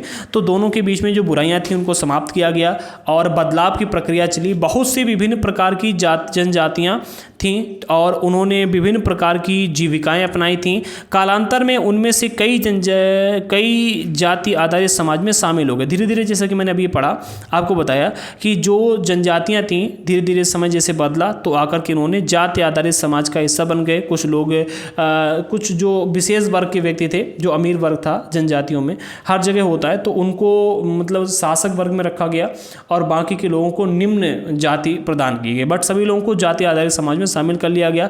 लेकिन कईयों ने जाति व्यवस्था और सनातनी हिंदू धर्म दोनों को नकार दिया। कुछ जनजातियों ने सुसंगठित प्रशासनिक व्यवस्था वाले विस्तृत राज्यों की स्थापना की। ठीक है, जैसे कि आप अहोम राज की देख सकते हो, गोंड राज की देख सकते हो। ठीक है, इस तरह वे राजनीतिक रूप से ताकतवर भी हो गए। तो ये निष्कर्ष देखने को मिलता है। अब हम दोनों को देख लेते हैं जो भी हमने यहाँ पर डिस्कस किया। आधा तो हम देख चुके हैं। ठीक है, ये हम दूसरे पार्ट में करने वाले थे बट मैंने इसी में रख दिया। बदलता समाज, नई जातियां और श्रेणियां। इसमें हमने क्या पढ़ा, हमने यहाँ पर देखा कि किस प्रकार से अर्थव्यवस्था और समाज की जब ज़रूरतें बदली तो नए हुनर वाले लोगों की आवश्यकता पड़ी और इस तरह से जातियों का निर्माण हुआ। धीरे धीरे जाति व्यवस्था समाज के सामने आई और जब जाति व्यवस्था समाज के सामने आई तो जो जनजाति के लोग थे, ठीक है, जो जनजाति के लोग थे अलग अलग क्षेत्र के, उन्होंने राजपूत गोत्रों को धारण करना शुरू कर दिया। इसके अलावा और भी कई सारे लोग जो थे उन्होंने जाति आधारित समाज को अपनाना शुरू कर दिया। ठीक है, फिर क्या हुआ, गोत्रों का उदय, राजपूत गोत्र का उदय हुआ। जो अमीर वर्ग था या फिर हम कह सकते हैं जनजाति लोगों में जो प्रमुख वर्ग था उसको, ठीक है, प्रमुख जनजाति परिवार जो थे उनको शासक वर्ग में शामिल किया गया। इसके अलावा बहुत सारे लोगों को छोटी जातियां दी गई। ठीक है भाई, सभी को राजा नहीं बना सकते, राजा तो एक ही होगा। ठीक है, हम उसमें कुछ लोगों को राज परिवार में शामिल कर देते, बट अगर सभी को राज परिवार में शामिल करेंगे फिर काम नहीं चल पाएगा। इसलिए यहाँ पर समाज के जो निम्न वर्ग के व्यक्ति थे, जनजाति लोगों में छोटे लोग थे, उनको छोटी जातियाँ दी गई।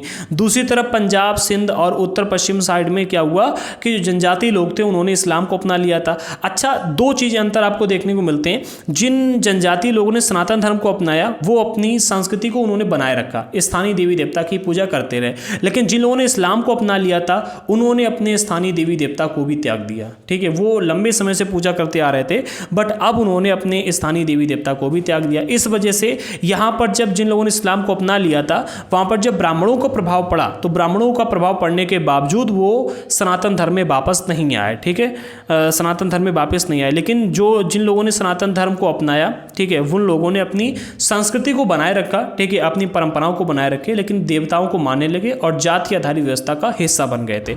अच्छा इसी में अगर आप देखोगे तो कई सारे गोंड लोग ऐसे भी थे जिन्होंने अपने राज्यों की उत्पत्ति कर ली, जिसमें आपको गोंड देखने को मिलते हैं, अहोम देखने को मिलते हैं, कई सारे जनजाति लोग ऐसे भी थे। तो हमने यहाँ पर गोंड के देखा कि गोंड लोग जो थे ये गोंडवाना नामक विशाल वन प्रदेश में रहते थे, स्थानांतरित कृषि करते थे, कुलों में बटे हुए थे। ठीक है, इनके बारे में हमने पढ़ा कि इन्होंने अपने राज्य को कितने बड़े लेवल पर फैला लिया था। ठीक है, किस प्रकार से और कैसे इन्होंने अपने राज्य की स्थापना की। इनके अगर आप देखोगे तो गढ़कटंगा में गोंड राज्य एक था जहां पर 70,000 गांव पर ये राज करते थे। ठीक है, गांव जो थे अगर आप इसको देखोगे तो इन्होंने जो प्रशासनिक व्यवस्था अपनाई थी, सबसे पहले राज्य आता था। ठीक है, राज्य के बाद में आपको गढ़ देखने को मिलते थे। ठीक है, गढ़ के बाद में 84 देखने को मिलते थे, 84। ठीक है, 84 में 84 गांव होते थे। फिर आपको बरहोत देखने को मिलता था। क्या? बरहोत देखने को मिलता था। ठीक है, इतनी चीज़ों में, और बरहोत के अंदर 12 गांव होते, 84 के अंदर 84 गांव होते थे। तो इस प्रकार से इन्होंने अपनी प्रशासनिक व्यवस्था को चलाया। फिर हम आगे बढ़ते हैं, हमने देखते हैं कि इन्होंने किस प्रकार से अपने चरित्र को बदल डाला। धीरे धीरे समाज में परिवर्तन आता है। ठीक है, कैसे मतलब इन्होंने गोत्र को अपनाया, फिर युद्ध लड़े। ठीक है, इनका पराजय भी हुई। किस प्रकार से हाथियों को पकड़कर जंगल से उत्पाद प्राप्त करके बेचकर व्यापार करके इन्होंने अपने पास पैसा इकट्ठा किया, धन संसाधन इकट्ठे किए, और मुगलों ने आकर के हरा करके इनसे लूट लिया। फिर कैसे इनके राज्य का विनाश हुआ। ठीक है, अब हम देखते हैं अहोमों के बारे में। तो अहोमों की अगर बात की जाए तो मौजूदा म्यांमार से आकर के 13वीं सदी में ब्रह्मपुत्र घाटी में बसे थे।